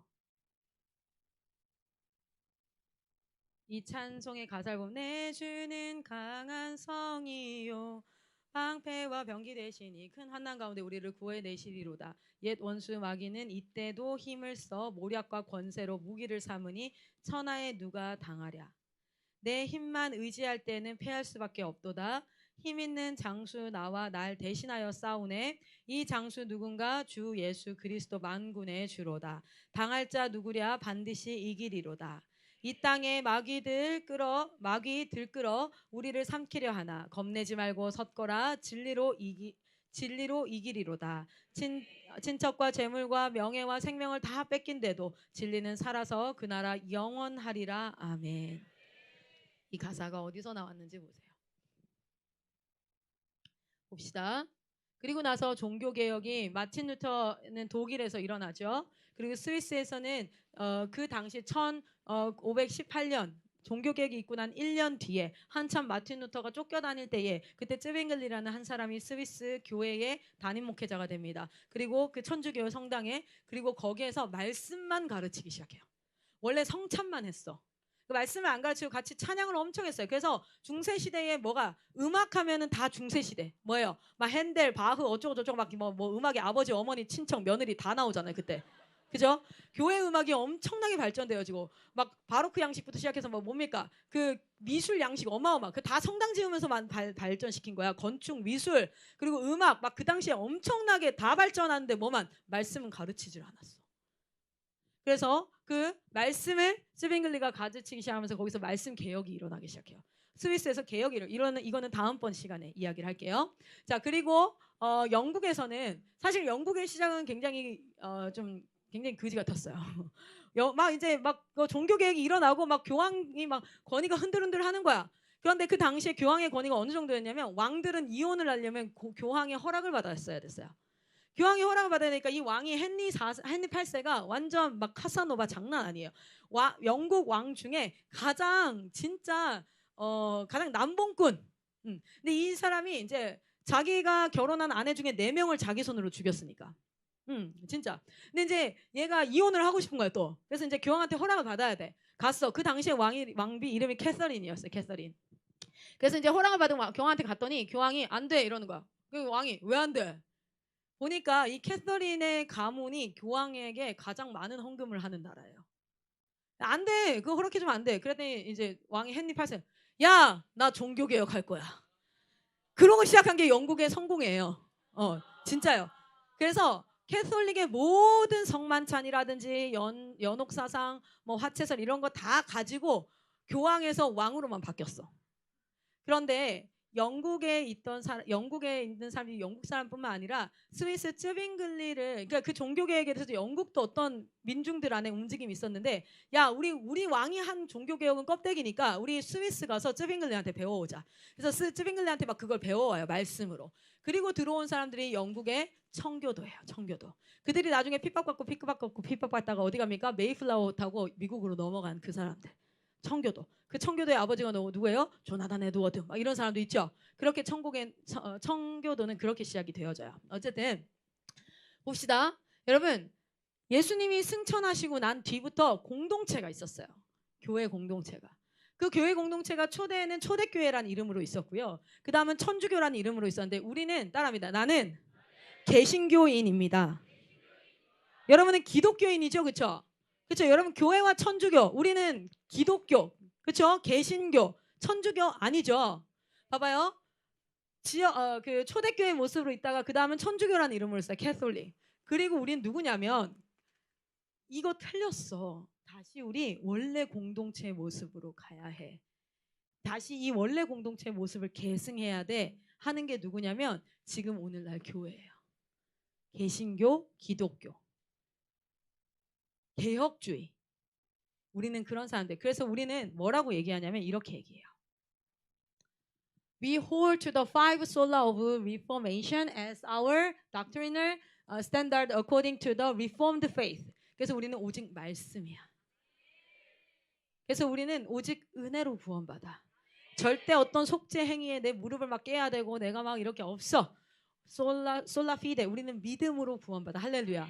그리고 우리는 오직 그리스도밖에 없어. 우리의 왕은 예수 그리스도. 할렐루야. 우리는 오직 하나님께 영광. 아멘. 이것이 우리의 정신. IM의 5대 강령. 첫 번째, 너희는 이것을 지키라. 만약에 여기에서 또 어긋나는 게 있다면 우리는 항상 개혁해야 돼요. 항상 돌아가야 돼요. 썩어 빠진 그 상태로 있으면 안 돼. 우리는 그래서 개혁주의예요. 모든 삶의 순간 우리의 삶에는 개혁이 일어나야 될 줄 믿습니다. 어리로 return to the Bible. Back to the Bible. 우리는 하나님의 말씀으로 돌아가야 될 줄 믿습니다. 오늘 5대 강령의 첫 번째 하나 같이 있습니다. 시작. 하나. 하이엠 한국은 개혁주의 정신을 따라 개혁주의 5대 표를 우리의 신조로 한다. 오직 말씀, 오직 은혜, 오직 그리스도, 오직 믿음, 오직 하나님께 영광. 아멘. 우리는 여기에 서 있는 심판과 종말을 향해서 달려간 이 시대에 서 있는 우리는 누구냐면 예수님 승천하시고 난 그 교회 공동체라는 거예요. 여기 로마 카톨릭은 그대로 있습니다. 사실 로마 카톨릭도 이 종교 개혁을 통해서 개혁을 해요. 그래서 이 이야기를 하면은 지금 천주교에 있는 분들이 되게 열받아 하실 거예요. 왜냐면 우리도 그때 개혁했어. 그런데 그 개혁이 완벽한 개혁을 이루진 않습니다. 그래서 차후에 로마 카톨릭의 개혁에 대해서 한번 얘기할게요. 로마 카톨릭도 개혁을 하지만 우리는 그러한 개혁이 아니다. 우리는 철저하게 totally reform the faith. 우리는 믿음으로 철저히 개혁합니다. 그게 지금 개신교예요. 근데 지금 오늘날의 개신교가 어떻게 되고 있죠? 돈 때문에 부패하고 있어요. 오늘날의 개신교가 목회자의 권위가 너무 높아지기도 하고 너무 낮아지기도 하고 있습니다. 오늘날의 개신교가 정말 고아와 과부를 그리고 성령의 말씀을 따라 성령이 말하게 하심을 따라 말하는 게 아니라 다 지 말만 하고 있고 다 지 얘기만 하고 있어요. 그래서 지금 뭐가 필요합니까? 우리는 개혁이 필요합니다. IM은 그것을 위해서 새로운 new generation, new breed, new wave를 일으킬 자로 하나님이 선택하셨어요. 마치 존 위클리프를 선택하셔서 그 당시에 화형을 당했음에도 불구하고 야누스를 선택하셔서 그 당시에 영어 성경 번역된 그 성경이 불쏘시개가 되어서 화형을 당했음에도 불구하고 그들이 반대하는 세력이 있었음에도 불구하고 그 소리를 계속 외쳤던 것처럼 오늘날 이 시대 가운데 하나님께서 왜 굳이 마이크 선교사님을 통해서 New Generation, New Breed, New Wave라고 우리에게 말하고 계실까요? 여러분 그 물결에 함께 하실 분이 있기를 소망합니다. 그 안에서 나중에 역사 속에서 그렇게 하나님이 말씀하셨을 때 그 IM에서 수많은 자들이 세상을 사랑해서 떠났어. 그 안에서도 힘들고 지쳐 어렵다고 이야기하면서 자신의 삶을 원명하며 그렇게 살았어. 여러분 그렇게 기록되시겠습니까? 아니면 얼마나 멋집니까? 저 자리에 서 있는 사람들. 더 많은 사람들이 있어요 사실. 제빙글리 이후에 존 칼빈을 따랐던 50명의 청년들. 제빙글리와 함께 전쟁에 나섰던 수많은 믿음의 사람들. 마틴 루터를 지켰던 수많은 사람들. 존 위클리프를 따라 롤라드를 자청하며 평생 나는 에베소서로 살겠습니다 하고 어딜 가든지 간에 24시간을 자기가 자는 시간 제외하고 먹는 시간 제외하고 에베소서만을 외쳤던 사람들. 이름도 없고 빛도 없었던 수많은 사람들. 그 사람들을 통하여서 종교는 개혁되어졌고 하나님의 공동체는 회복되어졌습니다. 오늘 IM을 통해서 마이크 선교사만 유명합니까? No. 우리에게는 유명하고 무명한 것이 중요하지 않습니다. 클라라만 앞에서 마이크 잡으니까 클라라 지금 한국의 뭐 사역자입니까? No. 그렇지 않습니다. 하나님 보시기에는 오늘 하나님이 하실 일들을 가슴에 품고 뜨거운 마음으로 오늘의 시간을 하나님 앞에 드릴 자들이 필요한 줄 믿습니다. 왜 굳이 이렇게 찌질이 찐따 같은 이 공간에 여러분 모아 있냐고요. 여러분 집보다 훨씬 안 좋은 이곳에서 옆 사람 발냄새 맡아가면서 식당에 내려가면 곰팡이 냄새 맡아가면서 왜 그렇게 밥을 먹고 여기서 공부하고 있냐고요. 왜 하나님이 여러분을 여기다 두셨을까요? 만왕의 왕이신 하나님의 자녀들을 왜 굳이 하나님이 알고 계심에도 불구하고 여러분 집이 아니라 이곳에 두셔서 그 고생을 시키고 있는 걸까요? 저도 얘기하고 싶어요. 우리 아빠 잘 살아. 우리 집도 부자야. 그런데 왜 오늘 우리는 여기에 있는 걸까요? 여러분 하나님이 같지 않습니까? 여러분 하나님이 여러분한테 장난하는 것 같으세요? 여기에 수많은 성인들이 목숨을 걸고 있어요. 저도 성인이에요. 나도 웬만큼 생각할 수 있는 사람이야. 저기 지금 앉아있는 백안택 쌤도 저러고 앉아있으니까 그냥 아저씨인가 보다 하겠지만 두 딸 내려놓고 여기 와가지고 이 사역에 조인하겠다고 지금. 저분은 공부 못하신 분 아니에요. 어디 가서 직장 잡을 수 있어요. 지금 사지 멀쩡하겠다 가가지고 한동대 나오셨잖아요. 그리고 그죠? 공부도 곧잘 하시고 다 할 수 있어. 근데 여기 와서 돈 한 푼 안 줘. 여기서 제일 많이 받는 사람이 저예요. 한 7천 받을 것 같잖아. 70만 원. 제일 많이 받아. 내가 제일 많이 받아. 미쳐서 이러는 거예요. 예수님이 승천하시고 처음 만들었던 그 공동체가 대한민국에 다시 회복되어지기를 소망합니다. 하나님도 그걸 너무너무 소망하셔서 제가 소망하는 게 아니라 하나님이 그걸 너무너무 소망하셔서 그래서 전 이 자리에 같이 소망하고 있어요. New breed, new generation, new wave. 핍박받는 그 당시에도 탁월한 도덕성을 가지고 있었어요. 내가 목에 칼이 들어와도 정직하리라. 왜? Because of God. 내 목에 칼이 들어와도 나는 약자 앞에서는 약하고 강자 앞에서는 강하리라. 내 목에 칼이 들어와도 하나님의 창조물인 옆 사람을 비방하지 않으리라. 내 목에 칼이 들어와도 거짓의 아비를 따라가는 거짓말 내 입에 담지 않으리라. 내가 내 사지가 찢겨지고 사자가 내 목을 쥐어 뜯는다 할지라도 내 몸을 다시 음란한 곳에 내어놓지 않으리라. 탁월한 도덕성, 탁월한 인간성. 왜요? 신앙은 영성이 아니에요. 하나님이 창조하신 인간이 가장 인간되는 것이 바로 신앙입니다.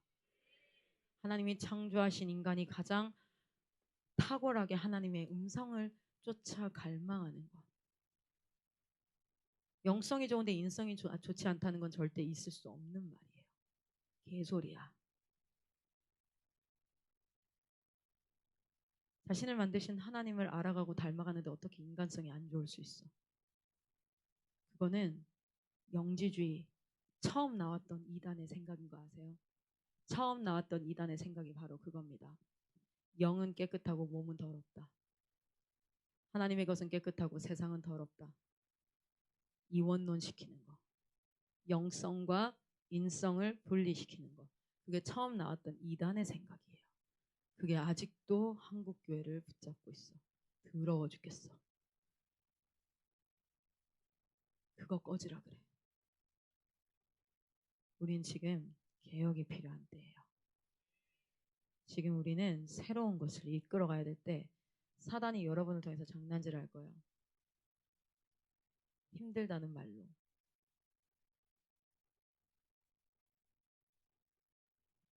아, 하기 힘들어.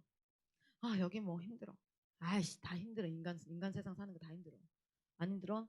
아, 그래 힘들면 나가. 너네 집에서 너도 힘들어. 너 지금 여기서 힘들어. 나가. 나가서 거기서 계속 힘들 거야, 넌. 진짜 내 인간성으로는 정말 내가 진짜 하나님 닮아서 정말 이 얘기 정말 안 하고 싶은데 진짜 내 마음 같은 우주 꺼져 줄래야 진짜 제발. 그렇게 힘들면 나가. 나가도 넌 힘들어. 네 하고 싶은 대로 하고 살아. 그래도 힘들어. 괜찮을 것 같아요? 아니에요. 여러분, 영원한 하나님의 나라를 갈망하십시오. 그러나 그 하나님 나라를 갈망하는 사람은 오늘을 열심히 살 수밖에 없어.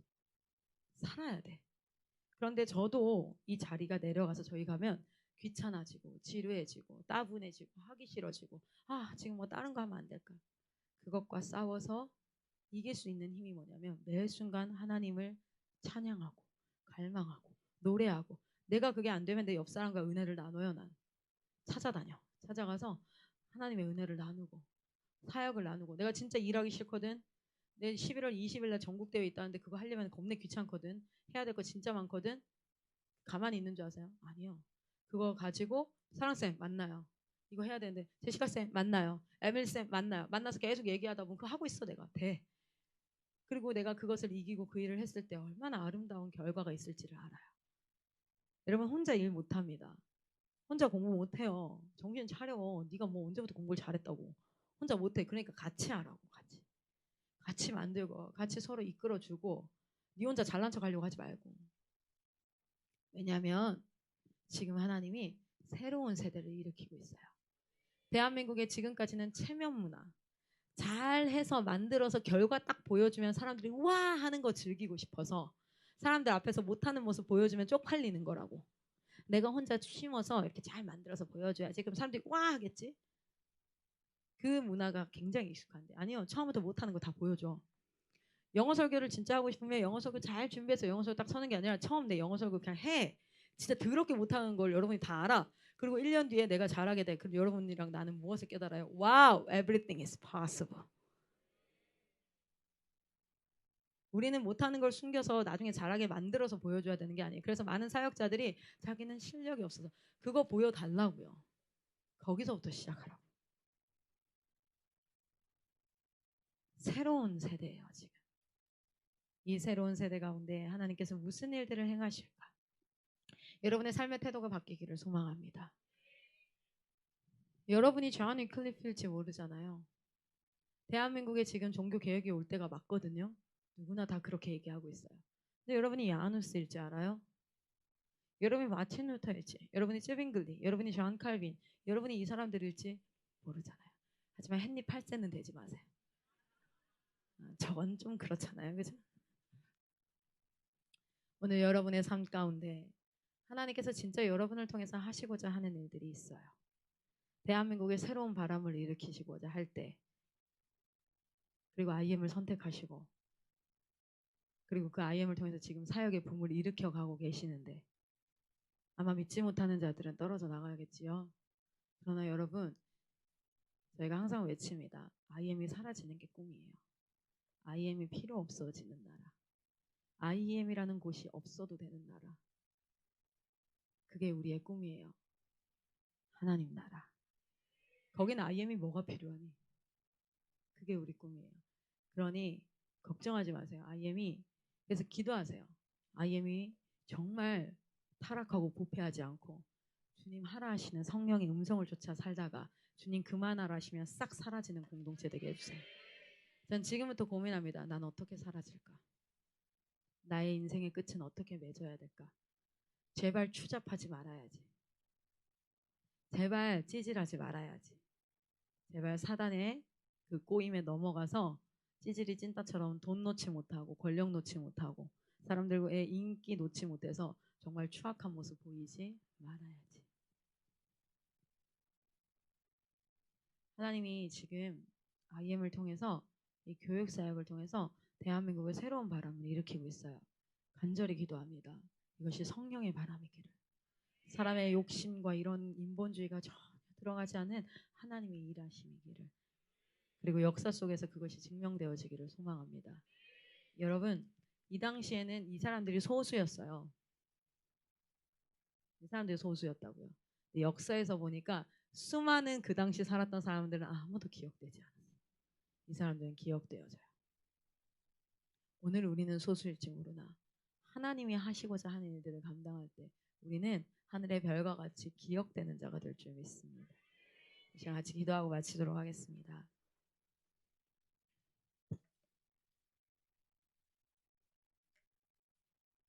찬양 다 앞으로 나와주시고요.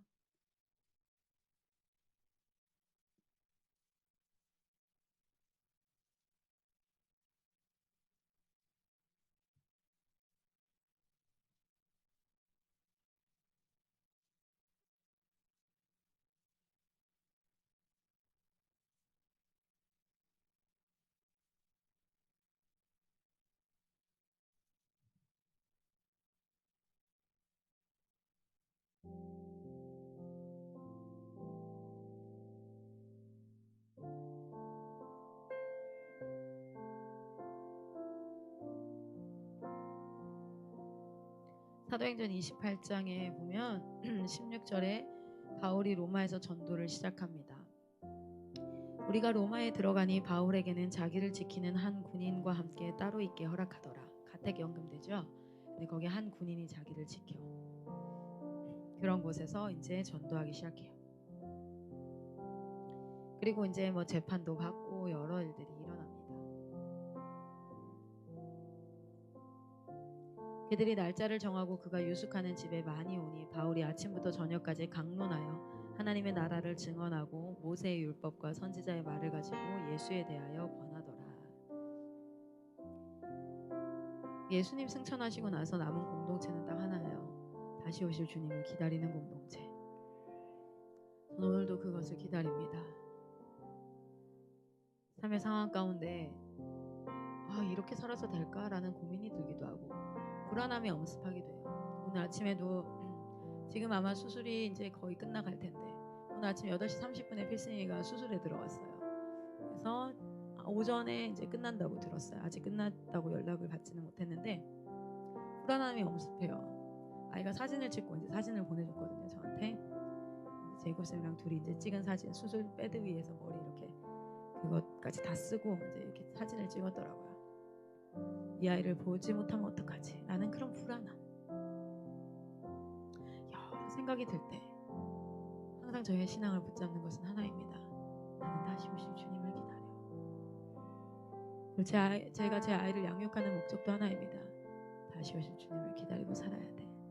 제가 저희 아이에게 제일 먼저 전수했던 것이 이것이에요. 말도 못하는 아이에게 우리가 돌아갈 곳은 어디? 하나님 나라.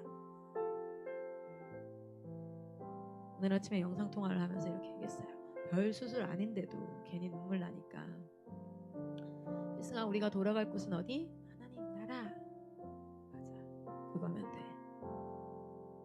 그래서 하루는 저랑 필승이랑 비행기를 탔는데 태풍이 와가지고 비행기가 착륙을 못하는 거예요. 그 뉴스에도 났거든요. 한 1시간 상공을 이렇게 돌았어요. 그 비행기에 제가 타고 있었거든요. 거기 우리 박송미 선교사님도 타고 있었고 여수의 정재천 소장님도 타고 있었어요. 우리 3명이서 우리 같이 천국 갈 뻔했잖아요. 내려서 서로를 바라보는 눈빛이 굉장히 끈끈했어요. 살았다. 송미쌤 괜찮았어요? 저 진짜 천국 가는 줄 알았잖아요. 그때 필승이가 흔들리는 비행기에서 저한테 이렇게 질문했어요. 엄마, 우리 오늘 하나님 나라 가요?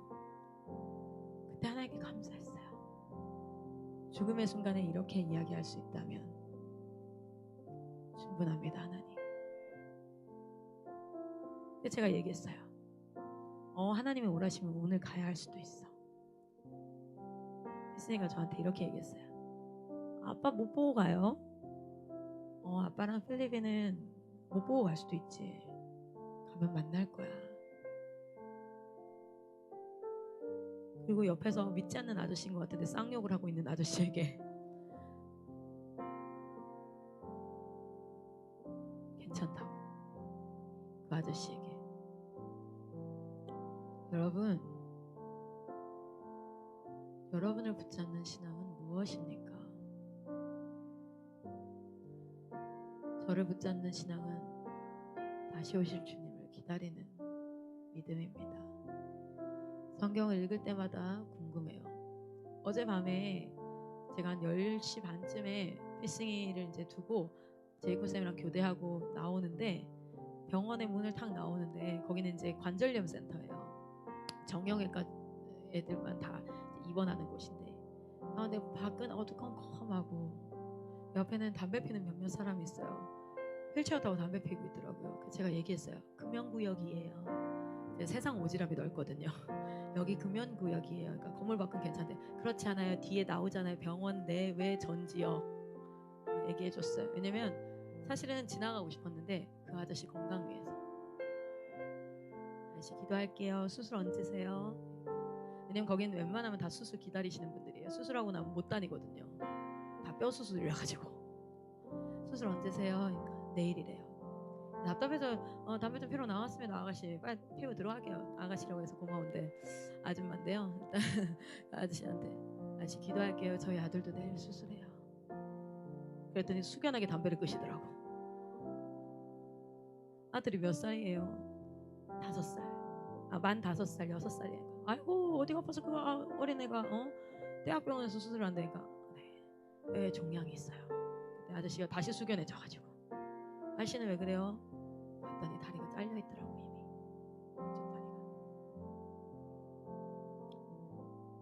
이미 인공다리 붙이는 수술하신대요. 아저씨 기도할게요. 제가 정말 기도해드릴게요. 지금 해드릴까요? 싫대요. 뭐야. 그리고 나왔는데 제가 문득 이랬습니다. 내가 사랑하는 사람이 갑자기 사라지지 않을까? 불안하지 않아도 되는 나라, 그 나라. 내 인생은 어떻게 되는 것일까? 그 아저씨 저한테 이런 얘기 하더라고요. 답답하시겠어요? 그랬더니 그럼 일자리도 이제 내가 일을 못 다시 하겠나? 그냥 평생 그분은 또 말이 좀 하게 평생 뭐 병신으로 사는 거지. 자신의 인생을 어떻게 살아야 될까 걱정하지 않아도 되는 나라. 내 인생에 어떤 일이 일어날까 두려워하지 않아도 되는 나라. 내가 주인 되어서 다 내가 해야 되는 그 피곤함이 없어도 되는 나라. 우리 하나님이 나를 돌보시는 나라. 그 나라가 대한민국과 온 열방에 임한다는데 대체 그 나라는 어떤 나라일까?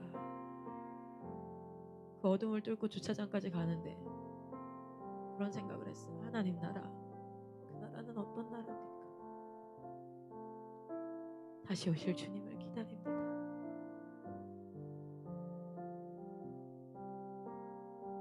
피곤한 이 땅에서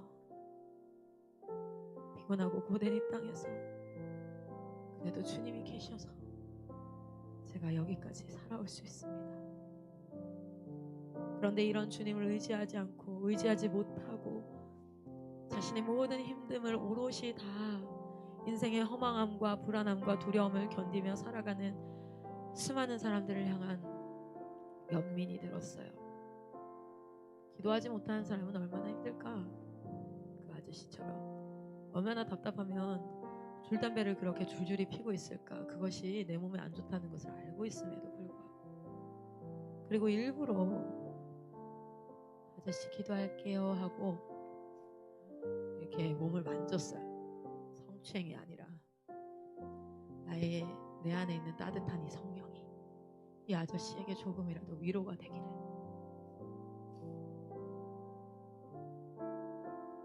제가 2주일간 병원에 입원해 있었던 적이 있었거든요.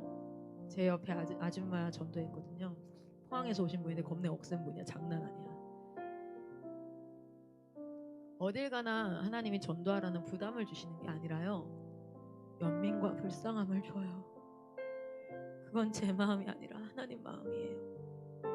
성령이 임하면 그 아저씨가 너무 불쌍하더라고. 딱하더라고. 얼마나 인생이 답답할까. 저 가족은 어떨까. 그러니 나와서 이 밤에 병원 앞에서 저렇게 줄담배를 줄줄 피고 있을까. 나는 이기적이라서 누가 불쌍해 보이지 않아. 난 내 새끼 나만 보면 돼. 근데 성령이 임하니까, 내가 기도하는 사람이 되다 보니까, 내가 말씀 앞에 서다 보니까, 어느 날은 어떤 교회에 설교를 하러 갔는데 그 설교에 장로님과 장로님 아들 며느리가 나와서 식사를 대접했어요. 장로님 자녀들은 미국에서 대학을 나왔고 지금도 미국에 사는데 잠깐 한국에 들어와서 살아요. 이때요. 그리고 장로님도 되게 하여튼 협회장 이런 거 배지 겁내 많이 붙어있어. 얘기를 나누는데 제가 밥맛이 떡 떨어지면서 눈물이 났어요. 사실 울컥. 이들의 겉모양은 너무 잘 살아. 그리고 저를 태워다 줬던 차도 제가 그때 이제 임신한 상태였는데, 그분들이 교회에는 제가 이제 기차역까지 한 30분 걸려요. 근데 교회랑 집이랑은 한 5분 거리래요. 근데 교회에는 무슨 차를 타고 왔냐면은 레인지로버인가 이걸 타고 왔대. 근데 가는 길에 자기 집이 있고 역까지는 한 30분 더 걸리니까 편한 차로 모셔드리겠다. 말씀에 너무 은혜 받았다는 거야. 그래서 우리 클라라 선교사님 편안한 차로 모셔드려야 되고 지하 주차장으로 갔는데 그 아파트 지하 주차장에 차가 4대가 있더라고. 그리고 그 중에 BMW 딱 골라가지고 여기 타시래요. 차를 타고 30분을 가는데, 근데요, 그들은 세상 사람들이 부러워할 만한 것들을 참 많이 가지고 있었어요. 그런데 눈물이 나고 안타까웠어요. 왜냐하면 그 사이사이에 두 부부의 대화였어요. 당신이 그랬잖아. 선교사님 계신데 그러지 말라고. 애들 갖다 데리고 들어가라 빨리. 그 불화 막 이런 그 애들은 막 짜증이 나고 핸드폰 막 저하고 있고 막 이렇게 계속 애들 빨리 데리고 들어가라고. 아니 당신이 이걸 해가지고 내가 해야 되는 거야. 근데 내가 제가 옆에 있으니까 제가 좀 민망해서 한 발 쩔어서 그랬거든. 네, 조금 이렇게 살짝 막 얘기하다가 선교사님 타시죠. 타세요. 우리 선교사님 잘 모셔야다 드려야 돼. 눈물이 났어요. 부러워할 만한 모든 것들을 갖추고 있는 것처럼 보이지만 하나님이 그들의 BMW, 그들의 레인지로버는 하나도 안 부러웠고 하나도 눈에 안 보일 텐데 그들 안에 있는 불화, 그들 안에 해결되지 않는 마음의 짐. 그리고 집에 내려왔는데 제이코 쌤이 기차역에 스타렉스를 가지고 왔는데 문이 안 열려. 제이코 쌤 문이 안 열려요. 그랬더니 제이코 쌤 잠깐 있어봐, 내가 열어줄게. 갑자기 앞에 바퀴를 잡더니 빡! 근데 진짜 튕겨져 나갈 때 열었어. 다. 그래서 네. 훨씬 가난하잖아. 갔다 왔는데 너무 가난하잖아. 근데 그 옆에 핫팩이 딱 놓여 있는 거예요. 춥지? 그거 잡으래요. So sweet.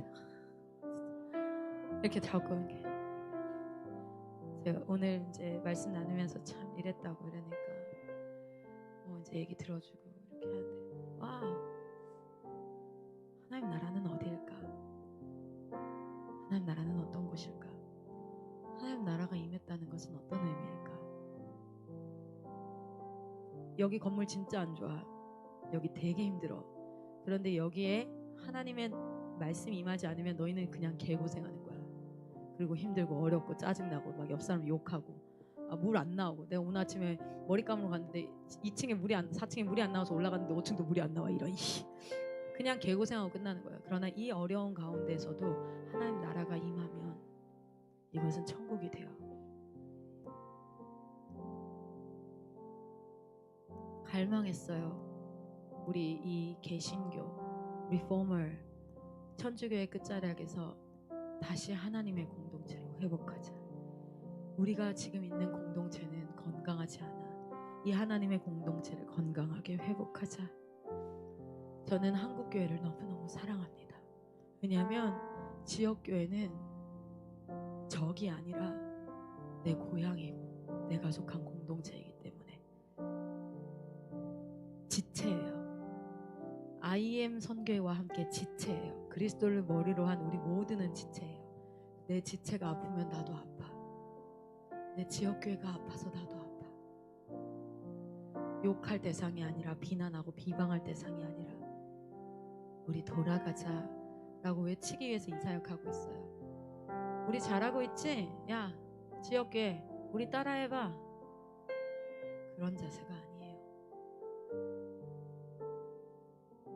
전국 곳곳에 아름다운 하나님의 공동체가 회복되어지기를 소망합니다. 유기적인 공동체. 유기적이라는 건 이거야.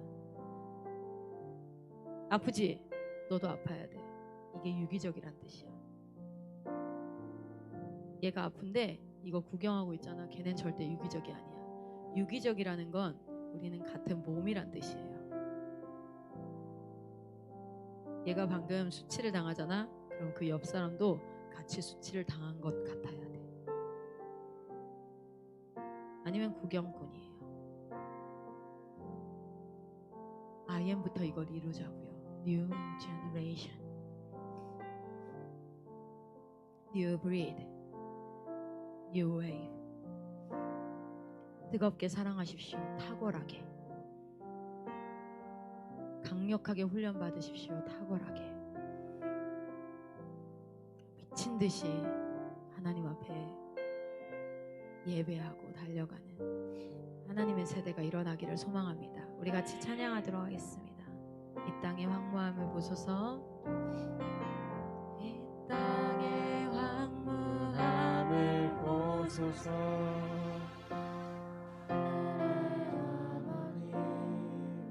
긍휼을 베푸시는 주여, 우리의 죄악 용서하소서.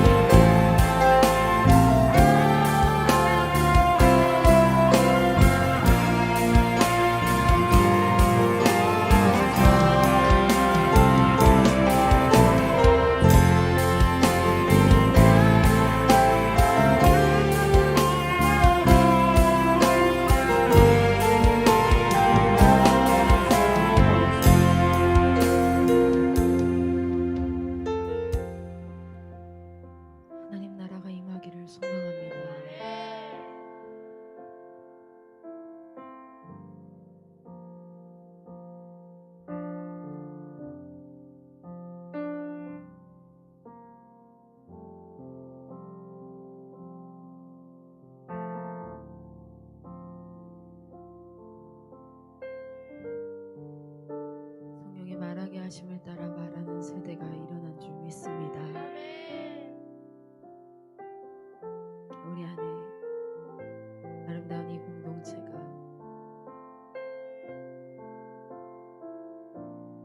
전국으로 흩어져서 이미 아름답게 하나님을 섬기고 있던 이름도 없고 빛도 없었던 그 공동체들과 만나서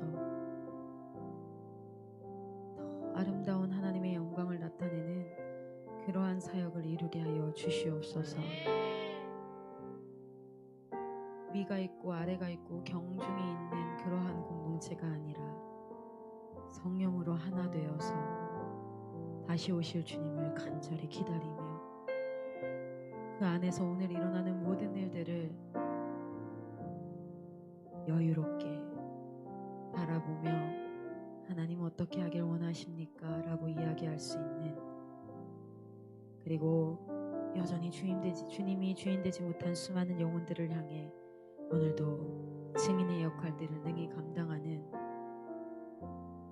그래서 부요에 처하나 가난에 처하나 그 자리가 그들을 주장하지 아니하고 다시 오실 주님을 기다리며 오늘도 증인으로 살아가는 하나님의 한 사람들이 이 새로운 세대를 통하여 일어나게 하여 주시옵소서. 주님의 복음을 위해서 부요해야 될 사람은 부요케 하옵소서. 주님의 복음을 위해서 가난해야 될 사람은 가난케 하옵소서. 주님, 부요하나 가난하나 주님과 함께 있으면 그곳이 천국이요, 가난하나 부요하나 그곳에 주님이 계시지 않는다면 그곳은 지옥인 줄 압니다. 그래서 오늘도 주님 앞에 섭니다. 성령이여 마땅히 말할 바를 가르치시오. 그리고 우리가 마땅히 해야 할 것을 알게 하여 주시옵소서. 이 일주일의 중간에 주님 앞에 예배드릴 수 있는, 하나님께 영광 올려드릴 수 있는 귀한 시간 주셔서 참으로 감사합니다. 하나님 홀로 영광 받아주시고 주님 우리의 주인 되어주셔서 참 감사합니다. 주님을 사랑합니다. 거룩하신 예수 그리스도의 이름으로 기도드렸습니다.